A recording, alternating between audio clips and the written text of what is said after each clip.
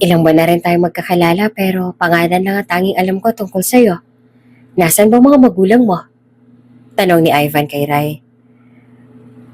May pwesto po kami sa palengke. Madaling araw pa lang po, nandun na po si nanay para humango ng mga paninda. Kaya po pag ganitong bakasyon sa eskwela, nagtitinda po ako ng sampagita. Sagot ni Rai. Ah, ganun ba? Ang tatay mo, nasan siya? Hindi ko po alam. Mabilis sa sagot naman ni Rai. Tila sinuntok naman ang puso ni Ivan sa kanyang narinig. Hindi mo alam? Bakit? Ang sabi po sa akin ni nanay, masyado daw naging komplikado ang relasyon nila ni tatay kaya nagpakalayo-layo na lang siya. Ganun ba? Hindi ka ba naghahanap ng tatay o hindi naman kayo naiinggit sa mga kaedad mo na may tatay? Hindi po. Masaya na po ako kasi may nanay ako. Aanin ko naman po ang tatay kung sa pagmamahal na po ni nanay, sobra-sobra na. At saka wala rin naman po ako magagawa tungkol doon kaya bakit ko pa po iisipin ng mga bagay na wala ako? Hindi po ba dapat maging kontento tayo kung ano meron tayo? Hindi doon sa mga bagay na wala tayo? Tugon ng bata. Napangiti na lamang si Ivan at tinawakan ng bunbunan ng bata. Alam mo, sana ganyan din mag-isip ang anak ko. Sir, tikim ni Tasyo. Pasensya na po kung aabalahin ko kayo sa pag-uusap ninyo. Naiinip na po kasi ang mag-ina ninyo. Kung bago ka pa lang sa channel na ito, Ate Genio, istorya mo, ikwento ko. Huwag kalimutang pindutin ang notification bell and subscribe button. Maraming salamat! Lakas ng loob na tinawagan muli ni Ivan ang numero sa cellphone na matagal niya nang pinakaingat-ingatan.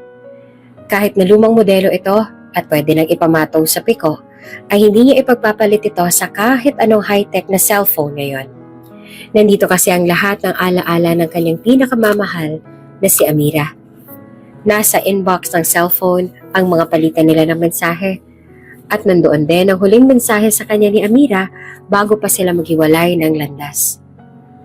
Iisang numero lang din ang nakasave sa cellphone na yon at yon ay ang numero ni Amira. Pinindot ni Ivan ang call button ng sabay at tinanaw ang babae sa kanyang harapan na nakatalikod naman sa kanya. Hindi kalayuan ng babaeng yon at kasama nito si Rai, ang batang babaeng kanyang nais ampunin. Please, sagutin mo. Alam kong ikaw yan, Amira. Uwi ka nito na nagbabadyang pumatak ang mga luha nito sa kanyang mga mata. Ilang buwan bago maganap ang tagpong to, nasa simbahan noon si Ivan. Nakaluhod ito at magkasalubong ang mga palad nito at nakapikit ang mga mata. Taimtim ito nagdarasal. Daddy, aren't you done yet? Naiinip na ako. I want to go to the mall and go shopping with mommy. Singhal ni Chanel, ang anak ni Ivan at Charisse. Oo nga, Han. Namamalpos na yung mga tuhod ko sa pagluhod, oh. Ano ba naman yung hiniling mo sa Diyos? Nasa atin na ng lahat, ah. Wealth, fame, luxury. Ano pa bang hinihiling mo? Dagdag naman ni Charisse, ang asawa ni Ivan. Hindi lang sila inimik ni Ivan at tuloy pa rin sa pagdarasal. Next time nga, I'll donate a centralized aircon sa simbahan na to. Para hindi ganito kainit. Nasisira ang makeup ko sa pawis. Yaya, tissue nga. Pagreklamo ni Charisse sabay pagtampe ng tissue sa kanyang mukha na inabot naman ng yaya na kanilang kakasunod. OMG, hindi ko na talaga kayang init, Chanel, let's go. Hintayin na lang natin ang daddy mo sa car. Aya ni Charisse sa kanyang anak. Naiwang mag-isa si Ivan at patuloy pa rin ito sa kanyang pagdarasal. Oh, Diyos ko. Alam kong paulit-ulit ang hiling ko sa inyo. Pero, hanggat pwede ako manalangin, iisa lang ang hiling ko sa inyo. Dalangin kong makitang muli ang kaisa-isang babaeng pinakamamahal ko. Alam kong maling mahalin siya dahil hanggang ngayon ay may asawa at anak na ako pero alam niyo, simula pa lang kung sino talagang tinitibok ng puso ko. At hanggang sa mawalan ako ng buhay, ay si Amira lamang ang mamahalin ko. Taimtim na dasal ni Ivan sa Diyos matapos itong magpasalamat sa mga biyayang kanilang natatanggap. Bagamat asawa ni Ivan si Charisse sa papel, ay hanggang papel na lamang ang kanilang pagiging mag-asawa. Naging mag-asawa lang naman sila dahil aksidente niyang nabuntis si Charisse. Tanging si Chanel ang dahilan kung bakit nananatili si Ivan sa relasyon nila bilang mag-asawa. At sana, dumating ang panahon na mapatawad ako ni Amira sa kasalanan na gawa ko. Hindi ko nahihilingin na mahalin akong muli ni Amira. Ito na po siguro ang kaparusahan na nararapat sa akin dahil sa ginawa kong kasalanan. Dasal ni Ivan na kulang na lang ay maiyak siya sa sobrang bigat na kanyang nararamdaman. Halos araw-araw si Ivan na nagdarasal sa nasabing simbahan. Tuwing linggo ay inaaya niya ang kanyang mag-ina na magsimba. Ginagawa niya ito upang makasanayan ito ni Chanel at matutong magpasalamat sa biyaya na kanyang natanggap. Minsan ay sumasama si Charisse upang ipakita sa lahat na isa silang relihiyosong pamilya. Ngunit alam naman ni Ivan na pakitang tao lamang ang ginagawa ni Charisse. At sa kasamaang palad ay nagmana si Chanel sa kanyang ina na hindi makuha ang kahalagahan ng pagsisimba. Matapos pagdasal ay nag-sign of the cross na si Ivan at naupo na sa upuan. Tumitig pa ito ng ilang sandali sa nakapakong Kristo sa may altar at ninanamnamang nararamdaman na presensya ng Diyos. Naging payapa ang kanyang puso. Tumayo si Ivan at naglakad na papalabas ng simbahan nang makasalubong nitong musmos na batang si Ray, ang kanyang paboritong naglalako ng sampugita. Sir Ivan! Sir Ivan! Hingal na sabi ni Ray nang makita si Ivan na palabas na ng simbahan. Bumukas naman ng isang malaking ngiti sa mga labi ni Ivan at sinalubong ang musmos na bata. Ray! Nakangiti nitong sabi. Dumako ito sa isang gilid upang hindi makasagabal sa iba pang pumapasok sa simbahan. Nang nakalapit si Ray ay agad siyang binati nito na nakatingala. Magandang umaga po, Sir Ivan. Pagkatapos ay ngumiti ito ng walang kasing tamis. Naupo naman si Ivan upang maging kapantay ng bata at saka nagsalita. Magandang umaga rin, Ray. Kamusta ka? At ngumiti rin si Ivan kay Ray. Bukod sa pagdarasal, si Ray ang isa sa mga dahilan ni Ivan kung bakit siya palaging pumupunta sa simbahan. Walang ibang alam na impormasyon si Ivan tungkol kay Ray kung hindi ang pangalan nito at edad na 7 taon. Kasing edad ito ni Chanel na kanyang anak, ngunit malayo ang agwat ng ugali at pag-iisip ng dalawa. Libong bata si Ray at ang pagtitinda ng sampagita ang kanyang hanap buhay upang makatulong sa kanyang ina. Kaya naman bilang tulong ay bumibili si Ivan ng sampagita sa bata at kung minsan ay nililibre ito ng agahan.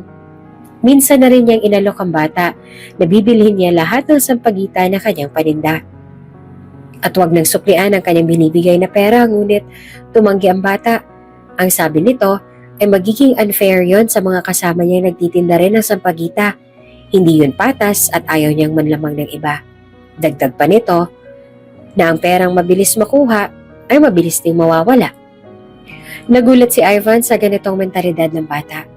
Kaya simula noon ay sinisiguro nitong palagi siyang may dalang barya sa kanyang bulsa at ilang biskwit o hindi naman kaya ay pagkain na may bibigay sa batang si Ray.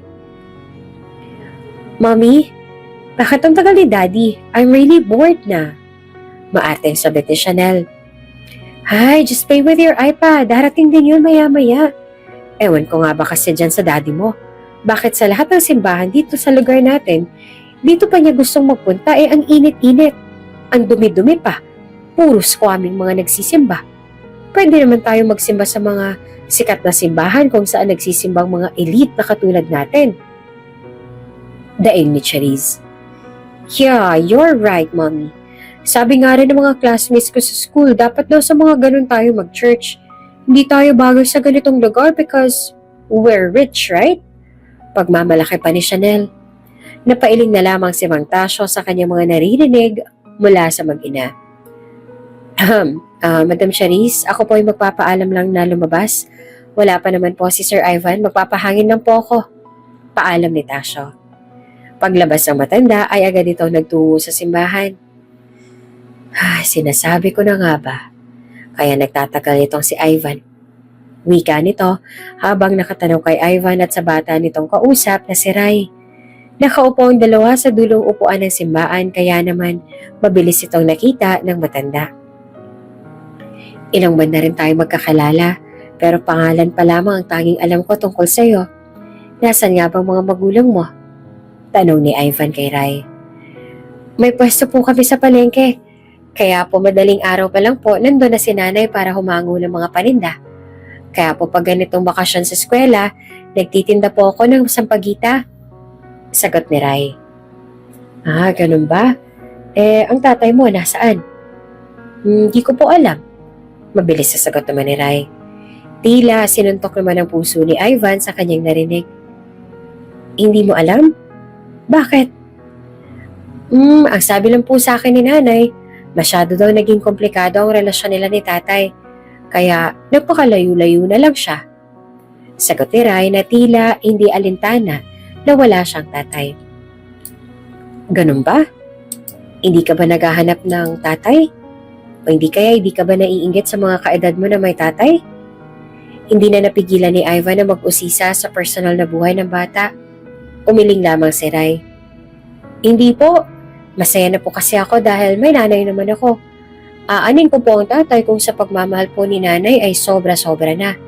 At saka po, wala rin naman po ako magagawa tungkol doon kaya bakit ko pa po iisipin ng mga bagay na wala ako? Hindi ba po dapat maging kontento tayo kung anong meron tayo? Hindi doon sa mga bagay na wala tayo. Tugon ng bata. Napangiti naman si Ivan at hinawakan ng bunbunan ng bata at ginulo ng bahagya ang buhok nito. Alam mo, sana ganyan din mag-isip ang anak ko. Wika ni Ivan. Sir? Tikim ni Tasyo. Sir, pasensya na po kung aabalahin ko kayo sa pag-uusap ninyo. Naiinip na po kasi ang mag-ina ninyo.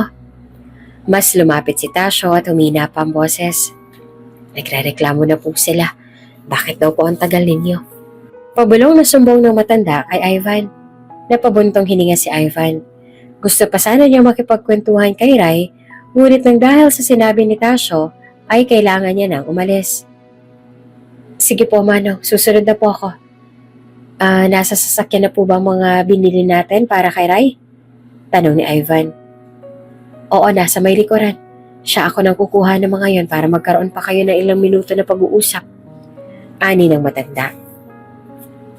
Kitang-kita sa mukha ni Rai ang tuwa nang matanggap ang mga biskwit at dilatang bigay ni Ivan. Niyakapan niya si Ivan na walang kasing higpit. Daig pa ni Ivan ang nakapagsara ng ₱1,000,000 worth of deal nang siya yakapin ni Rai. Sobrang gaan ang kanyang pakiramdam nang makita niya kung gaano kasaya ang bata sa simpleng regalo na kanyang ibinigay. Kung tutuusin ay barya lang naman ang kanyang yaman ang ibinahagi niya sa bata. Ngunit para kay Rai ay sobra-sobra pa ito sa kanyang kailangan. Iniwan na ni Ivan at Tasyo ang bata sa dulong silya at nagtungo na sa sasakyan. Pagpasok ni Ivan ay agad siyang binungangaan ni Charisse. Han, bakit pa ang tagal-tagal mo sa simbahan? Ang init-init at ang dumi-dumi ron. Next time hindi na ako sasama sa simbahan na yan. Puro naman mga squaming mga nagsisimba. Hindi na babagay sa mga tulad natin ang lugar na yan. Charisse, pwede ba? Huwag mo ang ipangalandakan ng kaartehan mo. Nagpunta tayo sa simbahan upang magdasal.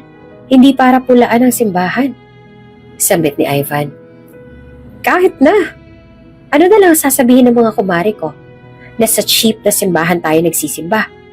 Sa susunod, doon na lang tayo sa di-aircon na simbahan o di na makayay sa simbahan ng mga mayayaman.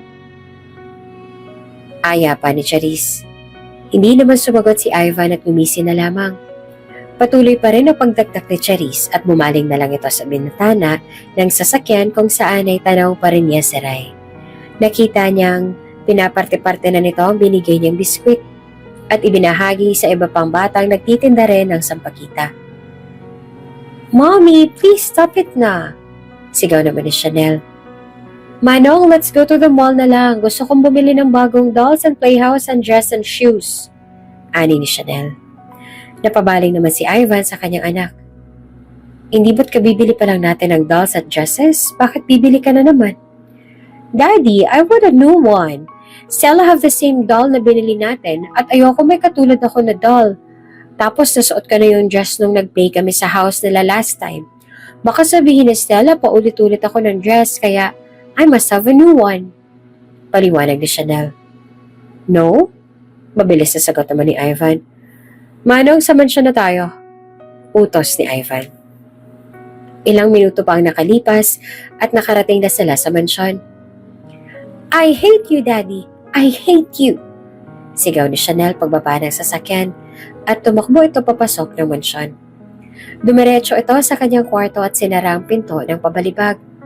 Umalingaw-ngaw ang tunog ng pinto na siya namang ikinagulat ng ilang mga kasambahay. Ivan, look what you've done.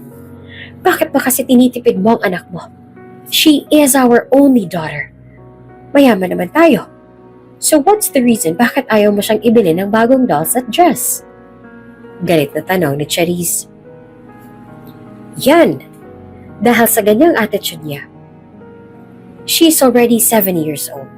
Dapat marunong na siyang umitindi sa mga bagay na dapat at hindi dapat iasta. Alam niya na dapat ang pagkakaiba ng needs at wants. Maswerte siya dahil sobra-sobrang meron tayo. Pero paano pag dumating ang araw na biglang mawala ang lahat ng to?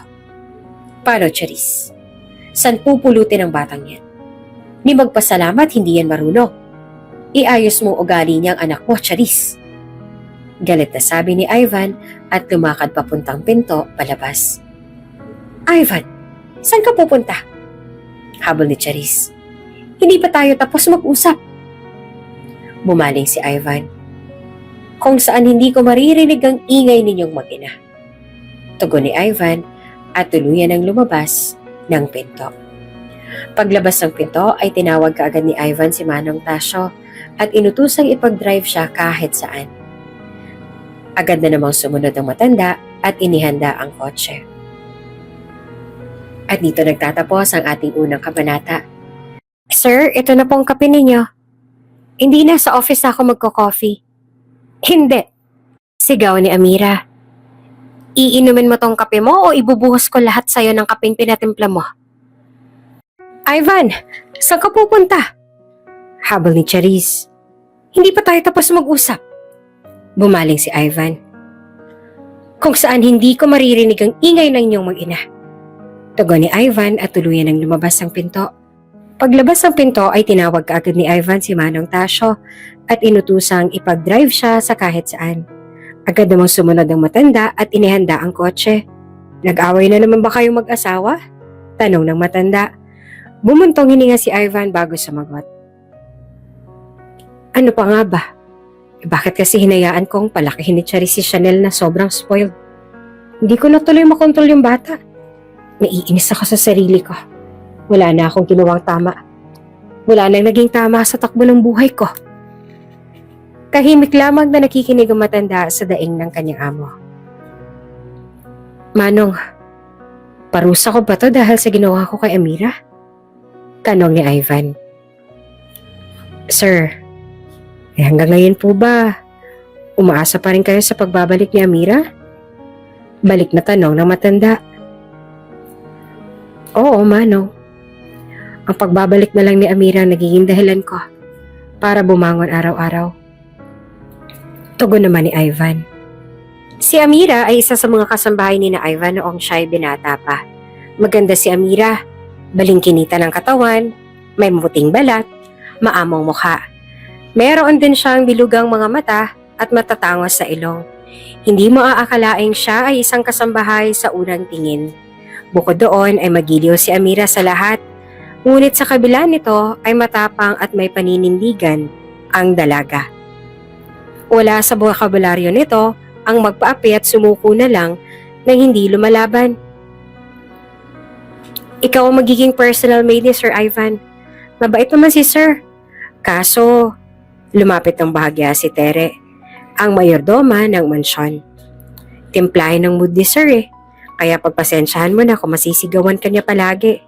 Binabalaan na kita ha. Walang nakakatagal na katulong kay Sir. Kaya maiintindihan ko kung magpapalipat ka ng trabaho sa agency mo. Babalaan ni Tere. Kung ganun po, bakit kailangan niyo pa pong mag-hire ng personal maid niya kung wala naman pala nakakatagal sa ugali niya? Inosenteng tanong ni Amira. Napalunok si Tere dahil sa tanong ni Amira. Wala tayong magagawa. Yun ang utos ng boss. Paliwanag ni Tere. Hindi alam ng dalawa na nasa likuran lang pala nila si Ivan ng mga oras na yon at pinapakinggan ang kanilang pag-uusap.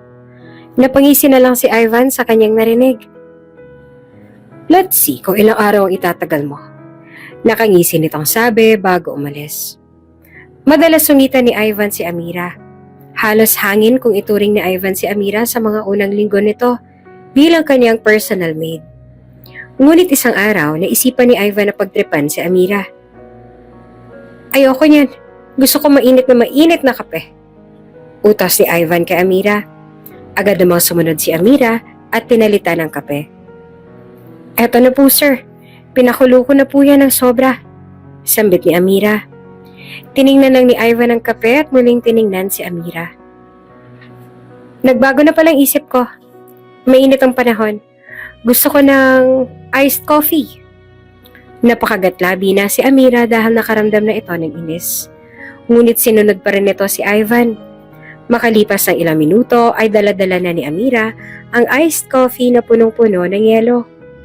Muli nang itong tinignan ni Ivan bago magsalita. Ayoko na sobrang lamig baka ma-brain freeze ako. Napabuntong hininga si Amira ngunit sinunod pa rin dito si Ivan. Makailang palit na si Amira ng kape. Hanggang sa matapos na si Ivan sa kanyang agahan. Sir, ito na po ang kape ninyo. Lukewarm na po yung water. Walang creamer. May 2 kutsaritang asukal. Not stirred. At may 2 ice cube. Nakalalagay pa lamang. Hingal na sabi ni Amira. Biglang tumayo si Ivan at inilagay sa mesa ang kanyang table napkin. Hudyat na tapos na siyang kumain. Nanlaki naman ang mga mata ni Amira sa nakita at namula ng todo ang kanyang mukha. Sa office na ako magka-coffee, I have to... Hindi, sigaw ni Amira. Inumin mo tong kaping to o ibubuhos ko sa'yo lahat ng kaping pinatimpla mo. Nagulat si Ivan sa naging reaksyon ni Amira. Hindi nito akalaing ganito palang katapang si Amira. Baka nakakalimutan mo. Amo mo. Uupo ka o ibubuhos ko to sa'yo. Opo! Utos ni Amira. Nabahag biglang buntot ni Ivan at biglang sinunod si Amira. Good! Oh, inumin mo to. Sunod na utos ni Amira. Parang bata si Ivan na sinunod ang utos ni Amira. Matapos maubos ang tasa ng kape ay nahimasmasan na si Amira. Ayan, iinumin mo rin pala. Kailangan pa ako magalit. Bukas, ganitong kape na po ang ititimpla ko. Para hindi na tayo magtagal. Naiintindihan niyo po? Sambit ni Amira. Tumango na lamang si Ivan at natulala sa tapang ng kanyang personal maid na si Amira. Hindi naman makapaniwala ang lahat ng kasambahay, lalo na si Tere sa nangyari. Sinabi nila sa kanilang mga sarili na sa wakas ay nakahanap na rin ng katapat ang kanilang masungit na amo. Manang, bakit po kayo wala pa si Sungit? Si Sir Ivan? Tanong ni Amira. Kahit na nabawasan ng pagkamasungit ni Ivan, ay ginagawa pa rin ni Amira ang kanyang trabaho. Nagsisilbihan pa rin niya si Ivan at hindi ito natutulog hanggat hindi ito dumarating.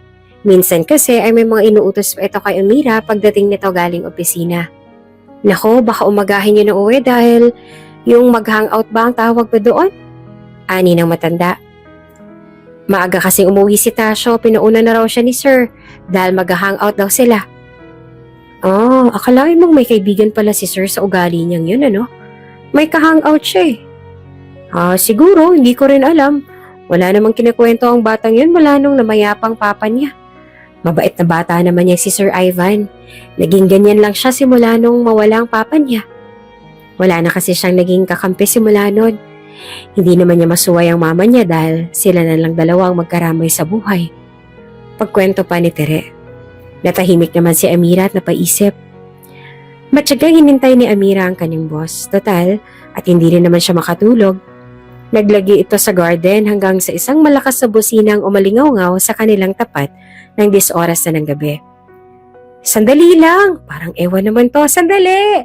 Sigaw ni Amira habang tumatakbo papuntang gate upang silipin kung sino ang bumubusina. Nanlaki ang mga mata nito nang makita ang sasakyan ni Ivan. Wala pa rin itong hinto sa pagbusina. Dali-dali namang binuksan ni Amira ang gate at humarurot naman si Ivan sa pagpasok. Ay, tarakya ka! Masasagsaan mo pa ako! Inisasabi ni Amira. Ilang sandali pa ay nagawa ng isara ni Amira ang gate na siya namang paglabas ni Ivan sa sasakyan. Gumagapang ito palabas dahil sa kalasingan. Hala sir, huwag kayong gumapang sir! Patakbong sabi ni Amira papalapit kay Ivan. Nang gabing yon ay inasikaso ni Amira si Ivan. Pinihisan pa ito ng dalaga dahil puro suka na ang damit nito. Ayan, sige! Iinom-inom ka tapos hindi mo pala kaya ang sarili mo. E paano na lang kung may nangyari pa sa'yo sa daan? E di sa ospital pa kita aalagaan. Ay nako sir, kung sinabi niyo na lang na magpapakalayo kayo, e di sana nag-one-on-one na lang tayong dalawa dito. Sermon pa ni Amira habang pinupunasan ang mukha ni Ivan ng basang bimpo upang mahulas ang kalasingan. Alam mo ang daldal. Daldal mo. Ang ingay. Iritang sabi naman ni Ivan. Aba ganun talaga. E kesa naman mapanis ang laway ko at mainis sa'yo, di sermon na lang kita. Tch, hangout pa. E nasa na yung mga ka-hangout mo? Nakakaloka. Matapos yung magpakasaya, hindi ka man lang hinatid pa uwi. Mga walang kwentang kaibigan. I'm alone, okay? Wala akong kasama. I don't have any friends. I'm alone. I'm alone in this world. Gusto ko nang sumunod kay Papa.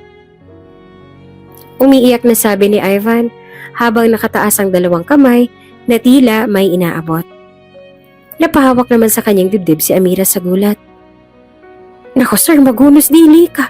Kung magpapakamatay ka, aalis na ako dito sa kwarto mamaya. Mapagbintangan pa akong pumatay sa'yo. Biglang bumaling si Ivan kay Amira. Hindi mo ako pipigilan?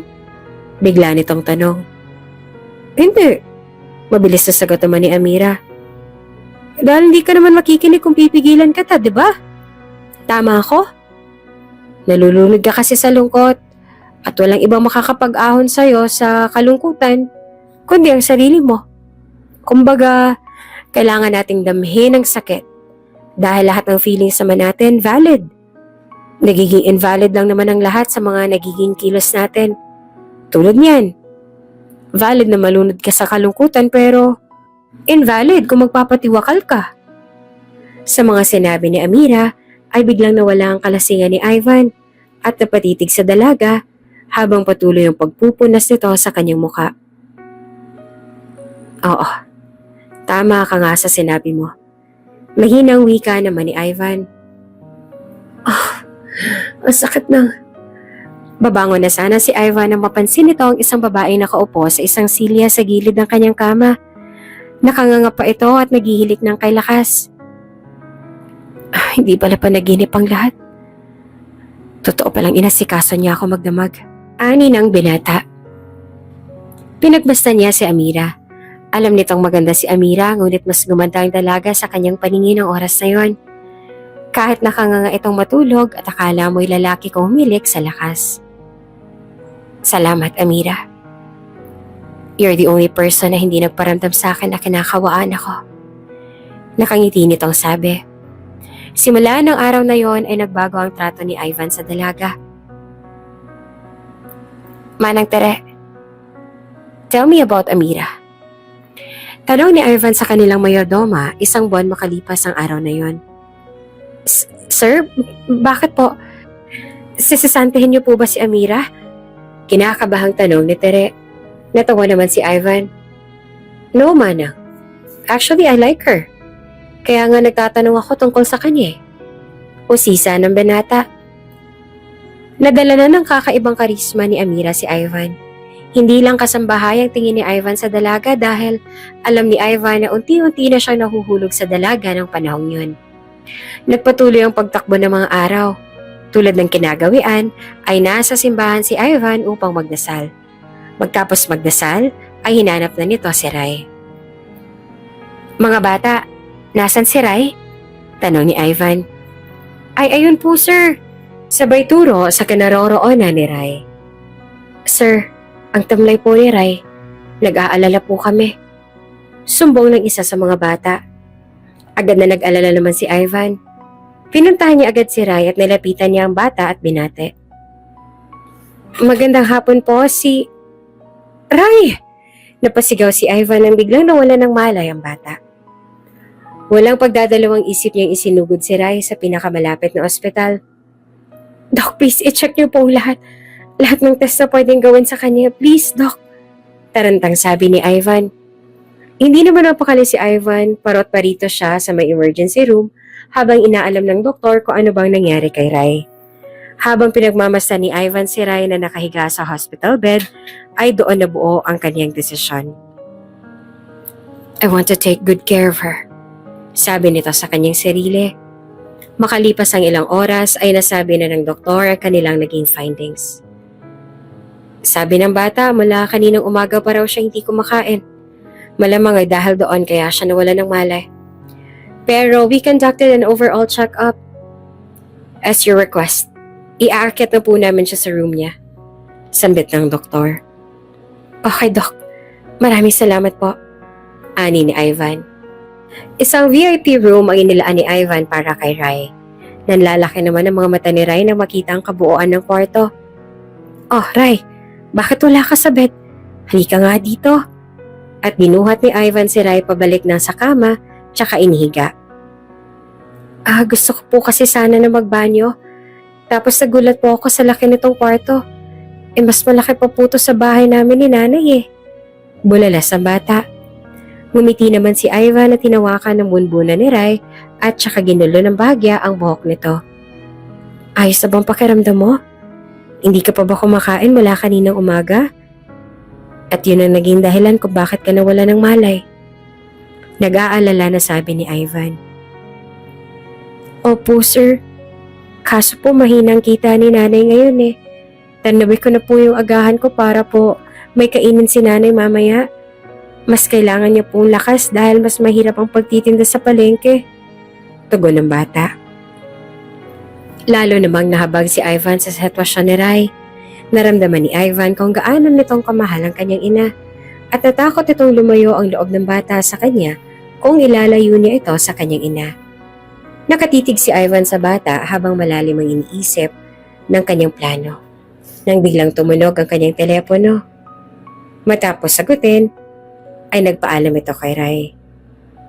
Rai, pasensya ka na ha. Hindi muna kita masasamahan ngayong gabi. Kailangan ko na munang umuwi. Mag-isa ka na muna dito sa ospital. Paalam ni Ivan. Pero huwag kang mag-alala. Sinabi ko sa mga kaibigan mo na puntahan ang nanay mo para sabihin na isinugod kita sa ospital.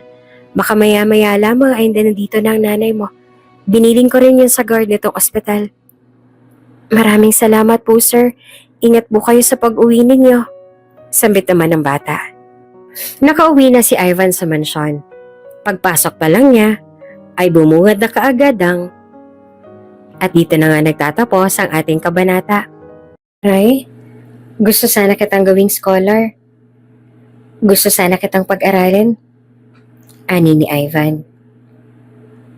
Pero, sa isang kondisyon. Titira ka sa bahay namin. Maraming salamat po, sir. Ingat po kayo sa pag-uwi ninyo. Sambit naman ng bata. Nakauwi na si Ivan sa mansyon at pagpasok pa lang niya, ay bumungad na kaagad ang mga manika at damit ni Chanel na nagkalat sa buong sala. Nasa itaas naman si Chanel at hinahagis pa pababa lahat ng kanyang mga gamit. Chanel, anong ginagawa mo? Pasigaw na sabi ni Ivan upang mapansin siya ng anak.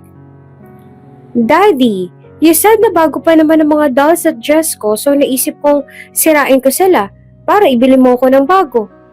Pagmamalaki ni Chanel habang hinahagis ang kanyang mga gamit. Halos mahulog ang panga ni Ivan sa kanyang narinig. Hindi niya alam kung magagalit ba siya o hihimatayin sa katwiran ng kanyang anak. See? Look what you have done. Dahil sa hindi mo pinagbigyan ng anak natin, tingnan mong ginawa niya ngayon. Ines na sabi ni Charisse. Samantala, umahangos naman na pumunta sa ospital si Amira. Matapos malaman ang room ng kanyang anak ay agad niya itong pinuntahan. Tinunto nito ang kwartong sinasabi sa kanya ng nurse na kanyang pinagtanungan. Hanggang sa napadpad siya sa mga kwarto ng mga VIP sa ospital. Tama naman ang room number at pangalan din ni Ryan nakalagay. Ito ba talaga ang kwarto ng anak ko? Nagtatakang tanong ni Amira sa kanyang sarili. Kumatok si Amira, matapos ay nagbukas na nurse. Magandang gabi po, sino po sila? Tanong ng nurse. Ako po ang nanay ni Rai, ito po bang room niya? Sambit ni Amira. Narinig ni Rai ang tinig ng kanyang nanay. Bigla itong sumigla at nagkaroon ng maraming enerhiya. Nanay, ikaw po ba yan? Tanong ng musmus na bata. Hindi pa man nakakasagot ang nurse ay nakumpirma na ni Amira na nandoon nga ang kanyang anak dahil sa boses na to. Anak, ano nangyari sa'yo? Ani ni Amira at agad na nilapitan ng kanyang anak na nakahiga ngayon sa hospital bed. Ipinaliwanag ng nurse ang nangyari. Wala na ring dapat ikabahala si Amira sa bill sa hospital dahil bayad na ang lahat. Kailangan lang obserbahan si Rai sa magdamag at pwede na itong ma-discharge kinaumagahan. Talaga po? Bayad na po ang lahat? Gulat na sabi ni Amira. Pati itong magarang kwarto at lahat ng examination sa anak ko eh. Sino ang helang gumawa nito sa anak ko? Opo ma'am, okay na po ang lahat. Kaso lang po, confidential po kung sino yung gumawa nito. Pasensya na po, hospital policy lang po. Sagot naman ng nurse. Hindi na kinulit ni Amira ang nurse. Lumisan na ang nurse sa kwarto dahil may kasama na si Rai.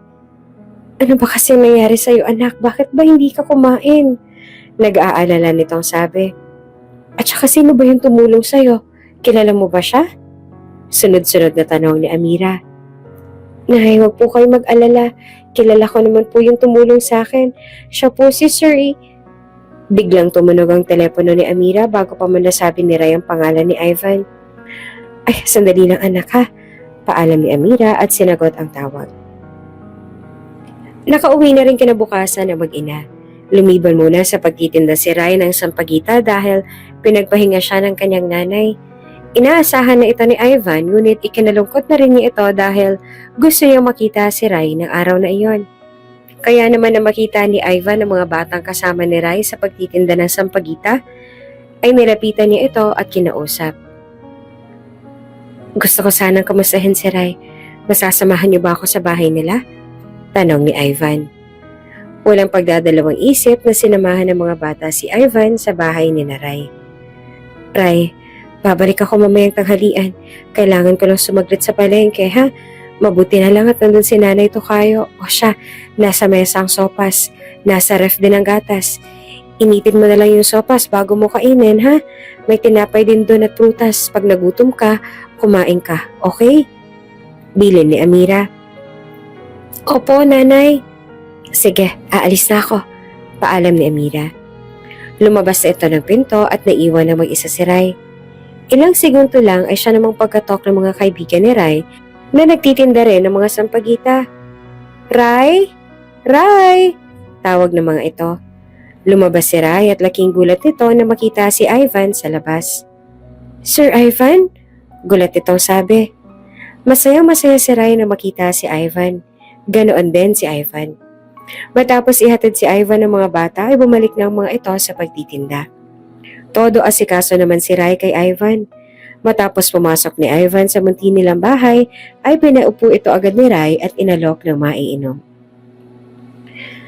Rai, maupo ka nga. Kakauwi mo lang galing ospital, di ba? Dapat nagpapahinga ka.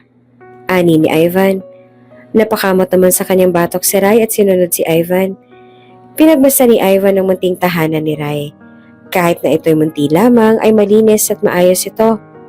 Tanaw rin mula sa sala ang kanilang kusina na may kaunting harang lang ng plywood. Pagbaling naman ito ng kanyang tingin ay may nakita siyang nakasalansa na unan sa gilid. Wari nito ay sa sala rin natutulog ang mag-ina tuwing gabi. Kitang-kita ni Ivan ang bakas ng kahirapan sa tahanan. Malayong malayo sa malaki nilang mansyon. Napansin din ni Rai ang paglibot ng mga mata ni Ivan. Pasensya na po Sir Ivan, maliit lang po ang bahay namin. Wala naman sa bahay yon. Ako nga may malaking bahay. Pero hindi naman ako masaya. Ikaw ba? Kahit ba ganito ang bahay niyo, masaya ka ba? Tanong ni Ivan. Opo naman sir, masayang masaya po. Libong sagot ni Rai. Bakit? Dahil ang turo po sa akin ni nanay, makontento daw po ako sa kung anong meron kami. Magpasalamat daw ako sa Diyos sa biyaya, maliit man o malaki, at laging maging masaya. At saka Sir Ivan, kahit ganito lang pong buhay namin ni nanay na isang kahig isang tuka, marami po kaming masasayang alaala sa bahay na to. Binusog po kasi ako ni nanay ng pagmamahal at pangaral. Sagot ni Rai na sobrang hinangaan ni Ivan. Nakaramdam ng pagkaingit si Ivan, bigla nitong naikumpara ang kanyang anak kay Rai. Malayong malayo ang ugali ni Chanel kay Rai kahit na magkasing edad lang ang dalawa. Matapos dalawin ni Ivan si Rai ay bumalik nito sa kanyang opisina. Ilang sandali pa ay kumatok ang sekretarya ni Ivan at sinabing dumating na ang driver na kanyang request sa isang agency. Pinalapag ni Ivan ang resume nito at sinabi sa kanyang sekretarya na papasukin ito makalipas ang 5 minuto. Raymond Javier, banggit ni Ivan sa pangalan ng bago nilang driver. Samantalay, inip na inip si Cherise sa mansyon. Hindi ito makalabas ng bahay dahil hinihintay nito ang kinuhang driver ni Ivan. Nasa may sala ito at nagbabasa ng magazine. How boring! Gusto ko nang pumunta ng Starbucks para magkape. Bakit ba ang tagal ng kinuhang driver ni Ivan? Inis itong sabi habang panay ang buklat sa magazine na kanyang hawak. Ilang pahina pang palipat-lipat ni Cherise at may narinig itong nag-doorbell. Yaya, may nag-doorbell! Sigaw nito sa mga kasambahay. Ngunit walang sumagot ni isa sa mga ito. Yaya, may tao sa labas! May nagdo-doorbell! Muli nitong sigaw, ngunit wala pa ring lumalabas para tingnan kung sino ito. Yaya! Huling sigaw ni Cherise at isinara na nito ang hawak niyang magazine. Ako na nga! Cherise, tingnan mo kung sino yung tao sa labas. Hay! Nagmarcha ito palabas ng pinto matapos ibalibag ang magazine na kanyang hawak. Nang nasa gate na siya, ay sinilip muna ni Cherise kung sino ang tao. Bigla itong namutla na makita kung sino ang tao na nasa labas. Lumipas ang mga araw at nakabalik na muli sa pagtitinda ng sampagita si Rai. Kaya naman mas naging makabuluhan ang pagpunta ni Ivan sa simbahan. Rai, kamusta ka na? Kumakain ka na ba ng maayos? Baka naman nagpapalipas ka na naman ng gutom. Tanong ni Ivan nang makita si Rai pagkatapos siya magdasal. Hindi na po sir, may pabaon na po si nanay sa akin na tinapay. At saka swerte po ata ang pagpunta niyo sa bahay nitong nakaraan dahil naging malakas ang benta namin sa palengke. Masayang balita ni Rai. Mabuti naman kung ganon. Masaya akong marinig yan. Rai, may itatanong lang sana ako. Ano po yun, sir? Rai, magpapasok ka na kasi. May eskwelahan ka na bang mapapasukan? Gusto sana kitang gawing scholar. Ani ni Ivan. Gusto sana kitang pag-aralin. Talaga po, sir? Tumango naman si Ivan. Kaso, sa isang kondisyon. Ano po yun, sir? Titira ka sa bahay namin. Kondisyon ni Ivan. Po? Rai, gusto ko sanang sa amin ka tumira. Malaki ang bahay namin at saka kung sa bahay ka titira, hindi mo kailangang magtinda ng sampagita pagkatapos mong pumasok sa school. Marami rin pagkain sa bahay, hindi ka magugutom doon. Wika ni Ivan. Bahagyang lumayo ang bata kay Ivan. Rai, paano po si nanay kung sa inyo po ako titira? Magiging mag-isa lang si nanay sa bahay. Malulungkot po si nanay. Naiiyak na sabi ni Rai. Pwede mo naman siyang dalawin tuwing weekend. Ipapahatid kita sa driver. Pero ang gusto ko sana, sa amin ka titira ng weekdays para ma-monitor kita at mas maalagaan ng maayos. Usal ni Ivan. Ngunit hindi pa rin nagbabago ang malungkot na mukha ni Rai. Kahit anong sabihin ni Ivan ay hindi ito nasisilaw sa mga material na bagay na inaalok nito. Malambot na kama, masasarap na pagkain, mga laruan at komportableng buhay. Ni isa sa mga ito ay walang nakapagpabago sa malungkot na mukha ng musmos na si Rai. Ayaw mo ba ng mga yon? Ano bang gusto mo? Sabihin mo, kaya kong ibigay sa'yo yan. Alok ni Ivan. Isang masayang pamilya. Ani ni Rai. Bigla namang natahimik si Ivan. Kung mabibigyan niyo po ako ng isang masayang pamilya, kasama si nanay, kahit sa barong-barong lang po tayo tumira, sasama po ako sa inyo. Sumapit na ang gabi. Magandang gabi po, Sir Ivan. Bati ni Raymond na naglilinis ng kotse. Magandang gabi rin. Bakit ikaw pa lang naglilinis yan? Humingi ka na lang sana ng pampacar wash. Tanong ni Ivan. Nako sir, wag na po. Madali lang naman po itong paglilinis ng sasakyan at saka para mas maayos rin po ang linis. Sagot pa ni Raymond. Kung sa bagay, yan rin naman ang palaging sagot sa akin ni Mang Tasyo. Sige, mas pagbutihin mo pang pagtatrabaho. Baka ma-extend ko pang kontrata mo sa amin. Pahaging ni Ivan. Talaga po, sir? Nginitian lang ito ni Ivan at pumasok na sa loob. Pagpasok ni Ivan sa mensyon ay nakita nito si Charisse na nakaupo sa sala at nagpipilates. Hindi man lang siya nito sinalubong, hindi kaya ay kinamusta. Hinanap ni Ivan si Chanel at sinabi ng kasambahay na nagkukulong pa rin ito sa kanyang kwarto. Nabuntong hininga na lamang si Ivan at dumiretso sa kwarto. Nawala na rin ito ng ganang kumain dahil mukhang hindi naman siya papansinin ng kanyang mag-ina. Dumagdag pa ito sa kalungkutang nararamdaman ni Ivan. Gayon din ang nararamdaman ni Rai. Malungkot siya dahil alam niyang pagkakataon niya na upang makapag-aral sa isang magandang eskwelahan, makaranas ng maalwan at komportampleng buhay. Ngunit sa kabila ng lahat ng to, ay inaalala ni Rai ang mararamdaman ng kanyang ina. Alam nitong lubos na masasaktan ng kanyang ina kung tatanggapin niya ang alok ni Ivan. Malaki ang panghihinayang ni Rai, ngunit alam nito na sa kaibuturan ng kanyang puso na hindi rin siya magiging masaya dahil malalayo siya sa pinakamamahal niyang ina. Hay, usal ng bata bago buksan ang pinto ng kanilang bahay. Okay lang yun, Rai. Baka may iba pang pagkakataon. Ang mahalaga, magkasama kami ni nanay. Sasamahan ko si nanay sa hirap at ginhawa. Pagpasok ni Rai, ikinubli nito ang lungkot sa kanyang mukha at masayang nilapitan ng kanyang ina. Nagmano ito at hinagkan si Amira sa pisngi. Nanay, nandito na po ako. Nakangiti nitong sabi. Oh anak, kamusta ang pagtitinda mo? Baka naman nagpagutom ka na naman ha? Naubos mo ba yung pinabaon ko sa'yo? Tanong ni Amira. Opo nanay, naubos ko po. At nakaubos rin po ako ng sampagita. Tuwang-tawa nga po sa amin yung kinukunan namin kasi lagi daw pong ubos yung sampagita namin. Kwento pa ni Rai. Ako mabuti naman kung ganon. Siya nga pala. Nagkita na ba kayo ulit na yung sir? Ano ang pangalan noong sir na tumulong sa'yo noong nakaraan, sir? Sir Ivan po. Tugon ni Rai. Ivan? Ivan baka mo? Gulat na sabi ni Amira. At dito na nga po nagtatapos ang ating kabanata. Hindi ko na talaga alam ang gagawin ko, mahal. Magtana na lang kaya tayo. Suhestyon ni Ivan.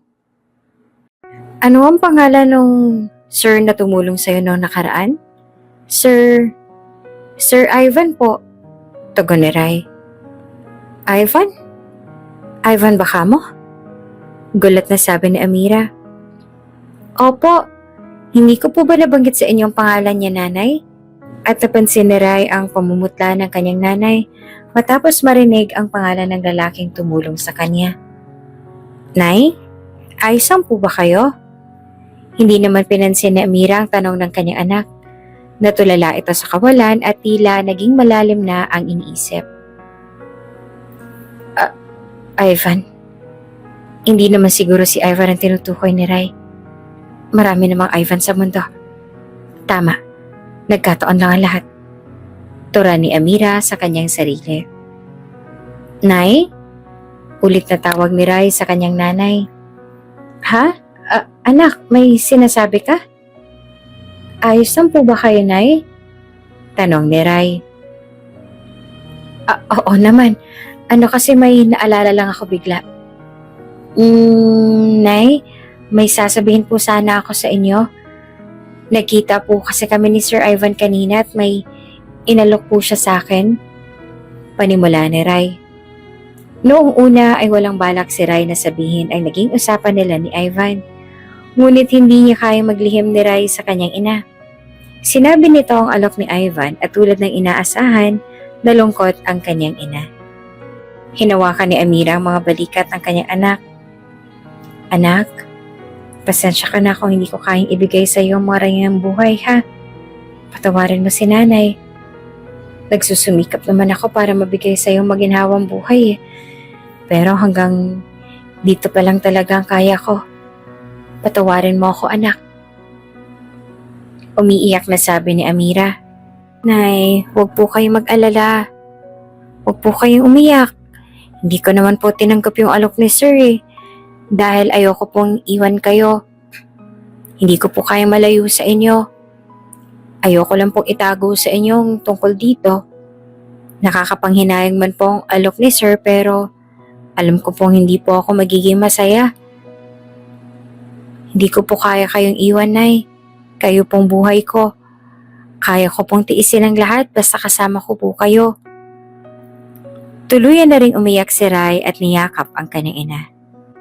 Kitang-kita ang kaibahan sa dalawang pamilya. Hirap man sa buhay sina Amira at Rai ay punong-puno naman ang dalawa ng pagmamahal. Maliit man ang kanilang bahay ay uuwi at uuwi pa rin si Rai sa kanilang bahay dahil alam nitong hinihintay siya ng kanyang nanay. Samantalang si Ivan ay nagkukulong na lamang sa kanyang malaking kwarto, nakikipagtitigan sa kisame at hawak ang isang cellphone. Isang lumang cellphone. Amira, nasan ka na? Ani nito at muling inalala ang nakaraan. Amira, I love you. Gusto kitang maging girlfriend. Pag-amin ni Ivan. Sir, may lagnat po ba kayo? O hindi kaya nabago kang ulo ninyo? Alam niyo po bang sinasabi ninyo? Tanong ni Amira kay Ivan. Natawa si Ivan. Ito rin kasi ang unang beses na hindi man lang kinilig ang isang babae sa kanya. Hindi ka ba makapaniwala na ang isang tulad ko ay magkakagusto sa'yo? Tao rin naman ako, Amira. Tulad mo. Kaya, anong masama kung magkakagusto ako sa'yo? Sir, baka kasi nalilito kayo sa ibig sabihin ng gusto at salitang mahal. Magkaiba ho kasi yun eh. Baka sinasabi mo lang na gusto mo ko dahil sa mga ginagawa ko, sa pag-aasikaso ko sa'yo, pag-aalaga ko at kung ano-ano pa. Kaya mo ko gusto. Trabaho ko po kasi yon bilang personal maid ninyo, kaya ako ginagawang mga bagay na yon. Ani ni Amira. Ang salitang mahal kasi, masyadong malalim yon. Masyadong mahiwaga. Hindi mo dapat basta-bastang sinasabi yun sa isang tao kasi yung salitang yon, maaaring bumuo yun o sumira ng buong pagkatao niya. Sa mga sinabi ni Amira, ay mas nahulog pa si Ivan sa kanya. Mas naiintindihan nito ang kanyang tunay na nararamdaman. Amira, nagkakamali ka. Alam ko ang sinasabi ko. Hindi ako nalilito sa mga salitang binitawan ko. Alam kong mahal kita. Mahal na mahal. Pag-amin ni Ivan sa dalaga. Ngunit nagsisimula pa lamang ang tamis ng kanilang pag-ibig ay hinaluan na ito ng tadhana ng pait. Hindi inakala ni Ivan na ipagkakasundo na pala siya sa anak ng isa sa mga kaibigan ng kanyang ina. At bigla-bigla na lang sinabi ng kanyang ina na nakatakda na ang kanilang kasal ng taon din yon. Ma, hindi mo man lang ba hiningi ang opinyon ko tungkol dito? Hindi ko nga kilala kung sino yung Charis na yon tapos ipapakasal mo ko sa kanya? Hindi na ako bata para maging sunod-sunuran lang sa'yo. Inisasabi ni Ivan nang malaman ito. Son, you don't have a choice. At saka wag mo nga akong idaan sa mga ganyang dahilan mo. Alam ko ang relasyon mo sa muchachang si Amira at tutol ako doon. She's just a waste of time. Hiwalayan mo na siya at magpakasal ka kay Charis. Tapos ang usapan. After that, wala na akong pakialam sa inyo. Wala akong pakialam kung maging kayo ulit ng katulong na yon. Ang mahalaga sa akin ay matuloy ang kasalang ito. Para sa negosyo. Tapos. Tila sinakluban ng langit ang lupang magkasentahan. Ngunit kahit na ganoon ay hindi pa rin nawala sa tabi ni Ivan si Amira. Hindi ko na talaga alam ang gagawin ko, mahal. Magtanan na lang kaya tayo? Suggestion pa ni Ivan. Sigurado ka ba sa gusto mo? Ako, Ivan, sanay sa hirap. Sanay sa kahit anong trabaho, kaya kong lumusong sa putik. Batak ang katawan ko sa kahirapan. Pero ikaw, Ivan, kaya mo ba lahat ng yun? Pag-isipan mo muna ng mabuti ang lahat. At pag desidido ka na, sasama ako. Kahit saan. Nakangiting sabi ni Amira. Pinag-isipan nga munang mabuti ni Ivan ang mga bagay. At habang hindi pa siya nakakapagdesisyon, ay sumunod muna siya sa mga pinapagawa sa kanya ng kanyang ina. Sa unang beses nilang magkita ni Charisse ay plinano na agad nila ang kasal. Halata sa mukha ni Ivan na hindi ito interesado. At ramdam ito ni Charisse. You don't wanna be involved in this wedding, right? Tanong ni Charisse ang silang dalawang mag-asama. Obvious ba? Well, me neither. Napabalik ko si Ivan. Natawa naman si Charisse. I knew it. Ayaw mo rin sa ganitong setup, diba? I also have no choice. Kaya here I am. May divorce naman kaya i-push na natin sa ibang bansa gawin ng wedding. Ani ni Charisse. Nang dahil doon ay nagkasundo nga ang dalawa. Ipinakita nila sa lahat na sila ay nagkakaunawaan upang hindi na maghinala ang kanilang mga magulang sa kanilang plano. At tuluyan na ngang inalis ni Ivan sa kanyang isipan ang pagtatana nila ni Amira. Dala-dala ang tray na may pagkain ay pilit na ikinukubli ni Amira ang inis sa kanyang mukha. Matapos ay pumasok na ito sa loob ng kwarto ni Ivan. Sir Ivan, ito na po ang dinner ninyo. Irritable nitong sabi. Mukha kasing hindi ka na magkakandaga-ulapay dyan sa gapang paakyat dito sa kwarto. Kumain ka na bago matulog. Para bukas pag-blow mo, may laman ang tiyan mo. Dinig sa boses ni Amira ang inis. Ngunit dahil sa mahal niya si Ivan ay inasikaso pa rin niya ito. Umuwing lasing si Ivan. Nadadalas na ang pag-inom nito ng alak dahil sinasamahan niya si Charisse sa pumarty. Kasama ito sa plano ng dalawa upang ipakita na nagkakasundo na sila. Alam naman ito ni Amira ngunit hindi niya maalis ang pagsiselos. Sorry mahal. Kailangan ko lang pagbigyan si Charisse. Pero next time, hindi na ganito, promise. Aba dapat lang. Kasi sa susunod na ganyan ka umuwi, hahayaan kita sa labas matulog. Naiintindihan mo? Buliyaw na sabi ni Amira. Alam ko naman nakikisama ka lang kay Charisse. At para sa relasyon natin ang ginagawa mo. Pero kasi, niyapos ni Ivan si Amira. Mahal, tiis muna tayo ha. Pasensya na. Ito lang kasi ang tanging alam kong paraan para hindi mawala ang lahat sa atin. Nagpatuloy ang pagkikisama ni Ivan kay Charisse. Hanggang sa isang gabi, isang pagkakamali ang nangyari. Ivan, ano kamusta? Huminto ang mundo ni Amira nang makitang magkasiping si Ivan at Charisse sa kama. Sa kama kung saan niya ibinigay ang kanyang buong pagkatao kay Ivan. Ang kama kung saan niya ibinigay kay Ivan ang lahat-lahat upang maipakita kung gaano niyang kamahal ang kanyang kasintahan. Napatakip na lang siya sa kanyang bibig at sinara ng marahan ang pinto. Kinabukasan matapang na hinarap ni Amira si Ivan. Sir Ivan, tawag ni Amira matapos kumatok sa pinto. Nakahanda na pong agahan sa baba. Nalimpungatan si Ivan at nakita na lang niya ang kanyang sarili na walang saplot. Nataranta si Ivan ng sobra at hindi alam kung ano ang gagawin. Sir? Ulit na tawag ni Amira. Ungol naman ng isang babae. Pagbaling ni Ivan ay laking gulat niya na makita si Charisse sa kanyang tabi. Halos mapatalon pa si Ivan sa kama sa nakita. Ouch! My head really hurts! Ani ni Charisse. Hindi pa man lang naaalala ni Ivan ang mga nangyari, ay pinihit na ni Amira ang doorknob ng pinto at pumasok. Sir, iaakit ko na bang agahan ninyo? Tanong nito. Tila hindi naman alintana ni Amira ang kanyang nasa harap.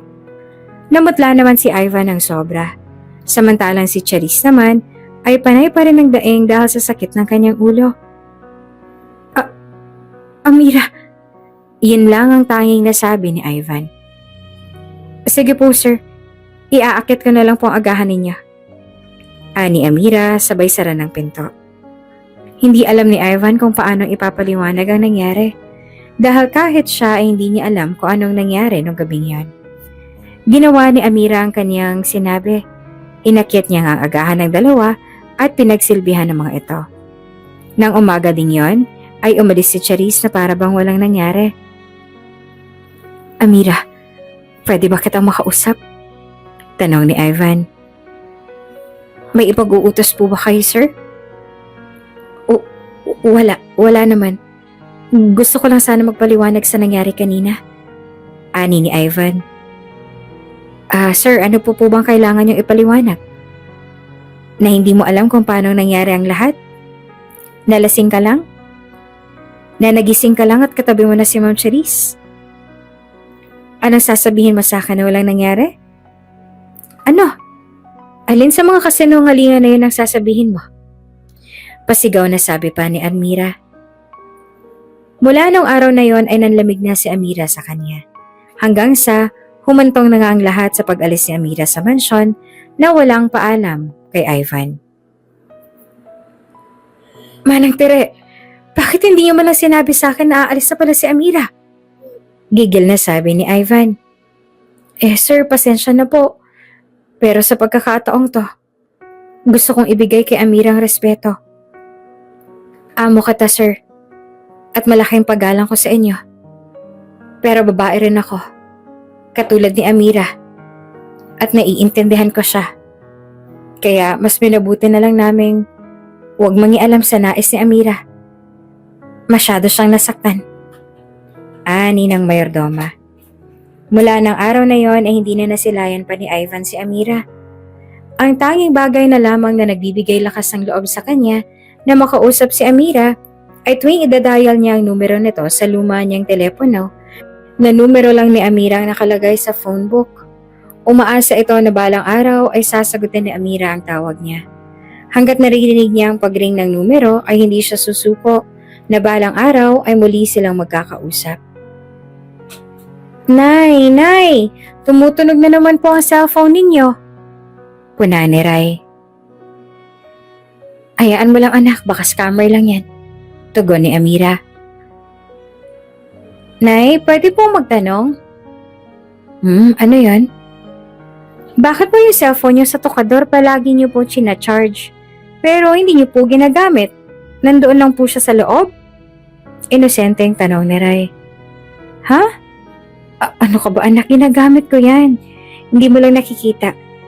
Tugon naman ni Amira. Pumatak na ang hating gabi ngunit hindi pa rin dinadapuan ng antok si Amira. Hindi man aminin ni Amira, may dalawang bagay na bumabagabag sa kanyang isipan. Una ay ang sinabi ni Rai na may gustong magpaaral sa kanya. At ang isa naman ay ang nabanggit na pangalan ni Rai. Ang pangalang Ivan. At dito na nga nagtatapos ang ating kabanata. Hindi man aminin ni Amira, may dalawang bagay na bumabagabag sa kanyang isipan. Una ay ang sinabi ni Rai na may gustong magpaaral sa kanya. At ang isa ay nabanggit na pangalan ni Rai. Ang pangalan ni Ivan. Alam nito sa kaibuturan ng puso ni Rai ay gusto nitong tanggapin ang scholarship na alok ng lalaking nagngangalang Ivan. Ngunit sa kanya ay nahahati ang desisyon ng kanyang anak. Hindi rin mawawala ang pangamba. Ngunit nang nalaman ni Amira na ang Ivan Rion ang tumulong kay Rai noong ospital ito, ay namuo ang tiwala nito sa kanyang puso. Subalit sa kabila nito ay baka ang Ivan na tinutukoy ni Rai ay ang Ivan na kanyang amo noon. Ang Ivan na kanyang inibig. Ngunit nang dahil sa isang pagkakamali ay nagdesisyon siyang iwan ito nang walang pasabi. Noong panahong yon, matapos makita ni Amira na magkasiping si Ivan at Charisse, ay nagdesisyon na itong hiwalayan si Ivan. Tila sinampal siya ng tadhana nang makita ang dalawa sa kama. Pinamukha sa kanya na malayong-malayo ang agwat nila ni Charisse. Wala siyang binatbat kay Charisse at kahit anong laban ang gawin nila ni Ivan ay walang mangyayari. Masyado siyang nadala ng pantasya, ng mga pangako. Nakalimutan niya nang wala siya sa fairy tale, na hindi siya si Cinderella. Matapos magpaalam ni Charisse ay doon niya nalaman na siya ay nagdadalang tao. Ngunit ni minsan ay hindi nito sinisisiray sa mga nangyari. Kahit na kamukhang kamukha siya ng kanyang ama, ay hindi nito ibinunto ng kanyang galit kay Rai. Bagkos ay ibinuhos niya lahat ng kanyang nasayang na pagmamahal kay Rai. Araw ang lumipas, tinanggap na ni Rai ang lahat at hindi na iniisip ang tungkol sa alok ni Ivan. Nakabaliktara naman ng kay Amira. "Mare, ayos ka lang?" Tanong ng kumare ni Amira, na Amira rin ang pangalan. Isa ito sa mga tendera sa palengke at malapit na kaibigan ni Amira na nanay naman ni Rai. "Ha? Oo naman." At pinaspasan ni Amira ang kanyang paninda upang itaboy ang mga langaw na dumadapo sa mga ito. "Tokayo, yung totoo. Dahil ba yan sa kinento mong alok kay Rai na scholarship?" Bumuntong hininga si Amira at umamin sa kaibigan. "Oo, dahil nga doon. Nakokonsensya kasi ako. Pakiramdam ko, pinipigilan ko si Rai sa mga pangarap niya. Nasa harapan na namin ang oportunidad na makapag-aral siya sa maayos sa eskwelahan. Pero heto kami, tinanggihan pa." Daing ni Amira. "Tokayo, alam naman nating dalawa na hindi naman yun ang dahilan bakit ka balisa." Ani ng kumare ni Amira. "Ay, oo, tama ka ulit. Pangalawa lang yun sa kinakabahala ako. Ang totoo niyan, natatakot ako na yung Ivan na kilala ni Rai at ang Ivan na amo ko noon ay iisa. Alam mo Mare, ito sa akin lang to ha. Napakaraming Ivan sa buong mundo. Malay mo magkapangalan lang sila." Natahimik si Amira hanggang sa isang hiling ang sinabi nito sa kanyang katukayo. "Talaga? Pumayag ng nanay mo na pag-aralin kita?" Bulala sa sabi ni Ivan. Teka, hindi lang talaga ako makapaniwala. Ibig sabihin sa amin ka natitira? Maaalagaan na kita?" Sa sobrang saya ay napatayo pa si Ivan sa upuan at napalakas ang kanyang boses. Sinita sila ng mga manang sa simbahan at agad namang humingi ng pasensya si Ivan. Ngunit ang saya na kanyang nararamdaman ay nag-uumapaw. "Sir Ivan, pumayag na po si nanay na maging scholar niyo ako pero hinihiling niya po na kung po pwede po bang pagdating ng Sabado at Linggo ay uuwi ako sa bahay." "Oo naman, walang problema. Ako pa mismo maghahatid sa'yo ng Biyernes ng gabi o kahit after ng school mo. Tapos, Lunes ng umaga ay susunduin naman kita kasabay ng pagpasok mo." "Salamat po, Sir Ivan," nakangiting sabi ni Rai. Hinanap ni Ivan ang nanay ni Rai at gusto nitong personal na makausap ang nanay ni Rai upang magpasalamat sa tiwala na ipinagkaloob nito sa kanya. Nagtungo ang dalawa sa palengke, kasama ni Rai si Ivan. Hindi nito alintana ang lansa at ang masangsang na amoy ng palengke. "Sir, pasensya na po. Wala po kasing ibang daan papunta sa tindahan namin kung hindi ito lang," wika ni Rai. Ngumiti naman si Ivan. "Nako, wala yun, Rai. Ang mahalaga sa akin ay makilala ko ang nanay mo. Teka, ano nga bang pangalan ng nanay mo?" "Amira po." Mabilis na tugon ng paslit habang naglalakad. Nang marinig ni Ivan ang pangalan ng nanay ni Rai ay nahinto ito sa paglalakad. Anong pangalan niya?" Muling tanong ni Ivan. "Amira po, sir." "Bakit po? Kilala niyo po ba ang nanay ko?" Tanong ni Rai. Hindi naman nakapagsalita si Ivan. Namutla na ito ng todo at nanlalamig na ang mga palad. Ito na ba ang sandaling pinakahihintay ko? Makikita ako na muli ang Amirang minamahal. "Rai anak!" Isang tinig ng babae ang tumawag kay Rai. Kahit na maingay ang buong paligid, ay narinig ito ni Rai at Ivan. Agad na hinanap ni Ivan kung saan ang galing ang tinig. "Nay Amira!" Masayang bati ng bata at nilapitan ito. Pagbaling ni Ivan ay nakita nito si Amira at ang katukayo ng nanay ni Rai. Amira, right. Nakalimutan kong malaki palang populasyon sa Pilipinas." Sabi nito sa kanyang sarili at napangisi na lang ng palihim. Ang katukayo ni Amira na kanyang kumare ay nagpanggap bilang nanay ni Rai. Nag-usap ang dalawa. Si Ivan at ang katukayo ni Amira nagkasundo sa mga bagay-bagay. Maraming salamat, Ma'am Amira, dahil pinagkatiwalaan niyo sa akin ang inyong anak. Ani ni Ivan. Maraming salamat din, Sir Ivan, dahil binigyan niyo ng oportunidad ang anak kong si Rai na makapag-aral sa magandang eskwelahan. Huwag po kayong mag-alala, hindi po kayo mapapahiya kay Rai. Nagpaalam na si Ivan. Gayon din si Rai upang ipagpatuloy ang kanyang pagtatanim ng sampagita. Nang nakalayo na ang dalawa, ay siya namang pagtawag ni Amira sa kanyang katukayo na nanay ni Rai. Tukayo, okay na, lumabas ka na dyan. Malayo na sila. Ani nito. Dahil sa magkapangalan ang dalawa ay hindi naman nahirapan si Amira na ikubli ang kanyang pagkatao. Sinabi na lang nila kay Rai na kaya nila ginagawa yon dahil mas nakapag-aral si Amira na kumare ng kanyang nanay kesa sa kanya. Natatakot itong hindi niya maintindihan ang mga bagay-bagay at baka mapahamak pa si Rai. Sobrang tuwa naman ang nararamdaman ni Ivan. Agad niyang inasikaso ang mga papel ni Rai sa papasukan nitong eskwelahan kung saan ay doon din nag-aaral ang kanyang anak na si Chanel. Samantala, nasa sasakyan si Charisse kasama ang driver nitong si Raymond. Nakasinghal na pumasok si Charisse sa loob ng sasakyan. Doon tayo sa may BGC, utos ni Charisse. Okay, tumaas bigla ang kilay ni Charisse. Ma'am Charisse pala. Bawi ni Raymond. Raymond, ilang beses ko bang ipapaalala sa'yo na amo mo ko?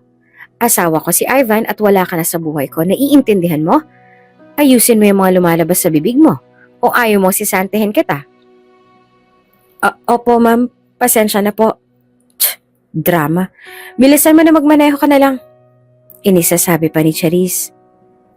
Chanel, who is she? Bakit kasabay mo siya sa car ninyo? Akala ko ba only daughter ka lang? Tanong ng kaibigan ni Chanel na si Stella. She's Rai. Hindi ko alam kung saan siya napulot ng daddy ko. Sabi lang sa akin ni Manong driver, nagtitinda raw siya ng sampagita sa church. Naawa si daddy kaya pinag-aral niya. Busangot na sabi ni Chanel. Oh, bakit naman ganyan ang mukha mo? Puna naman ni Stella. Ipabida kasi ang si Rai Masyadong sip-sip kay daddy. I don't like her. She's so irritating. Inisasabi ni Chanel. Unang araw ng eskwela at magkasabay na pumasok ang dalawa. Bagamat isang linggo nang magkasama ang dalawa sa mansyon, ay hindi naman makita ni Chanel ang kanyang sarili na makasundo sa Rai. Unang apak pa lamang ni Rai sa kanilang mansyon, ay tinarayan niya na agad si Chanel. Tinignan mula ulo hanggang paa at inirapan. Magkasama rin ang dalawa sa kwarto. Kaya naman, mas nairita si Chanel. Umangal ito sa kanyang daddy na mawawalan daw ng pwesto ang kanyang mga dolls at sisikip ang kanyang kwarto. May nalalaman pa nga itong mawawalan siya ng privacy kung kasama niya si Rai sa kwarto. Chanel, naririnig mo ba yung mga sinasabi mo? You're only 7 years old. Anong privacy ang sinasabi mo? At ang laki-laki ng kwarto mo, oh.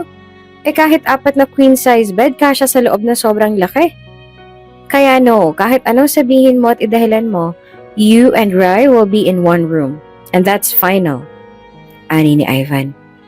Walang nagawa si Chanel sa naging desisyon ng kanyang ama. Ginawa naman ito ni Ivan dahil gusto nitong matuto si Chanel na makisama. Gusto nitong matuto ang kanyang anak na makipagkapwa-tao at nananalangin na mahawaan sana ni Rai ng kabaitan at kababaang loob ang kanyang anak. Samantala, naninibago man si Rai sa kanyang bagong eskwelahan, ay buong tapang niyang ipinagmalaki sa lahat kung sino at ano siya. At dahil unang araw nga ng eskwela at siya ay transferee, kailangan niyang ipakilala ang kanyang sarili. Ako po si Rai Rivera. Ang nanay ko po ay si Ami Rivera. Wala man po akong tatay pero busog naman po ako sa pagmamahal ng aking nanay. Lagi nitong panimula sa kanyang pagpapakilala. Kinagiliwan agad si Rai ng mga guro at ilan niyang kamag-aral. Magalang kasi ito at palangiti. Hindi rin ito takot mag-isa sa recess dahil alam nitong mayayaman ang kanyang mga kamag-aral at maaaring wala siyang kauri sa mga ito. Ngunit kahit na ganoon ay nakilala naman niya si Fina at Joy na mabilis niyang nakasundo. Natapos na ang unang araw, masaya naglalakad si Rai papuntang sasakyan na kanilang sundo ni Chanel. Nasa loob nito si Raymond. Kinuha na ni Ivan si Raymond bilang driver ng dalawang bata. Hi Kuya Raymond! Bati ni Rai. Oh Rai, andyan ka na pala. Si Chanel wala pa? Umiling si Rai.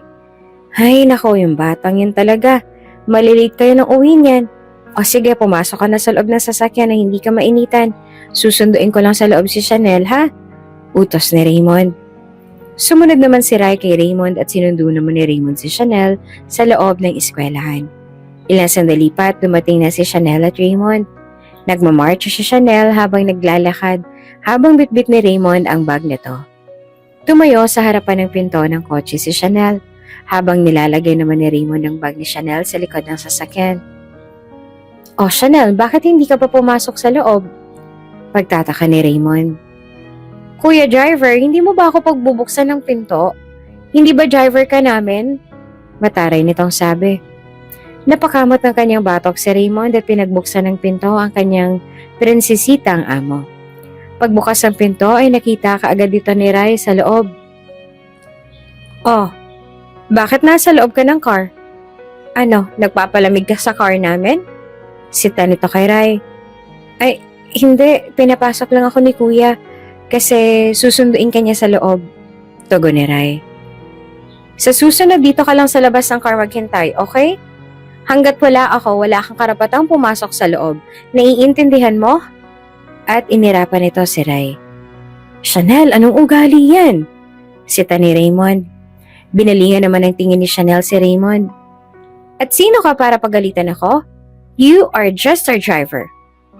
Natameme si Raymond at namula ang tenga nito. Tila nagmana nga kay Charis si Chanel sa tabas ng dila nito. Nakauwi na ang tatlo. Sinalubong sila ni Ivan at ipinaghanda pa ng early dinner ang dalawa. "Daddy, you're home!" Salubong ni Chanel sa kanyang daddy at niyakap ito ng mahigpit. Kahit si Ivan naman ay nagulat sa inasta ni Chanel. Napangiti na lang ito at niyakap din ang anak. Naisip nitong mukhang epektibo ang kanyang ginawang pagsamahin sa iisang kwarto ang dalawang bata. "Magandang hapon po, Sir Ivan. Nakauwi na po kami." Nakangiting sabi ni Rai habang bitbit ang kanyang bag. Lumapit ito kay Ivan at nagmano. "Ma'am Chanel, saan ko po ba ibababa ang bag ninyo?" Tanong naman ni Raymond na may bitbit ng bag ni Chanel. "Ay Kuya driver, sa sofa mo ilagay. Pakiingatan dahil mahal yung bag ko." Ani ni Chanel. Girls, pinagluto ko kayo ng early dinner. Sige na, umakyat na kayo sa kwarto niyo at magpalit na ng damit." Utos ni Ivan. Pag-akyat ng dalawa sa kwarto ay sinara agad ni Chanel ang pinto. "Rai, ano yon?"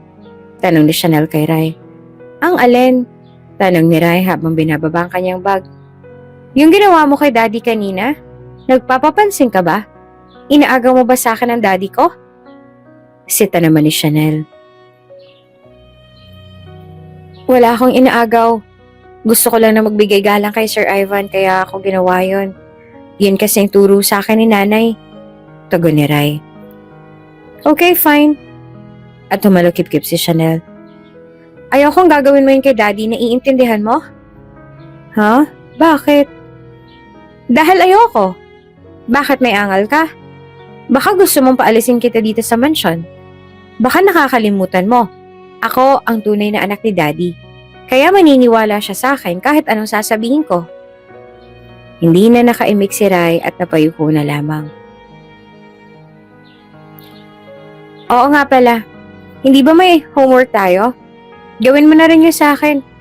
Gayahin mo ang sulat ko ah. Gusto ko perfect ang score ko." Utos ni Chanel. Pero hindi ba dapat ikaw ang gagawa ng mga yon? Susunod ka o papalayasin kita?"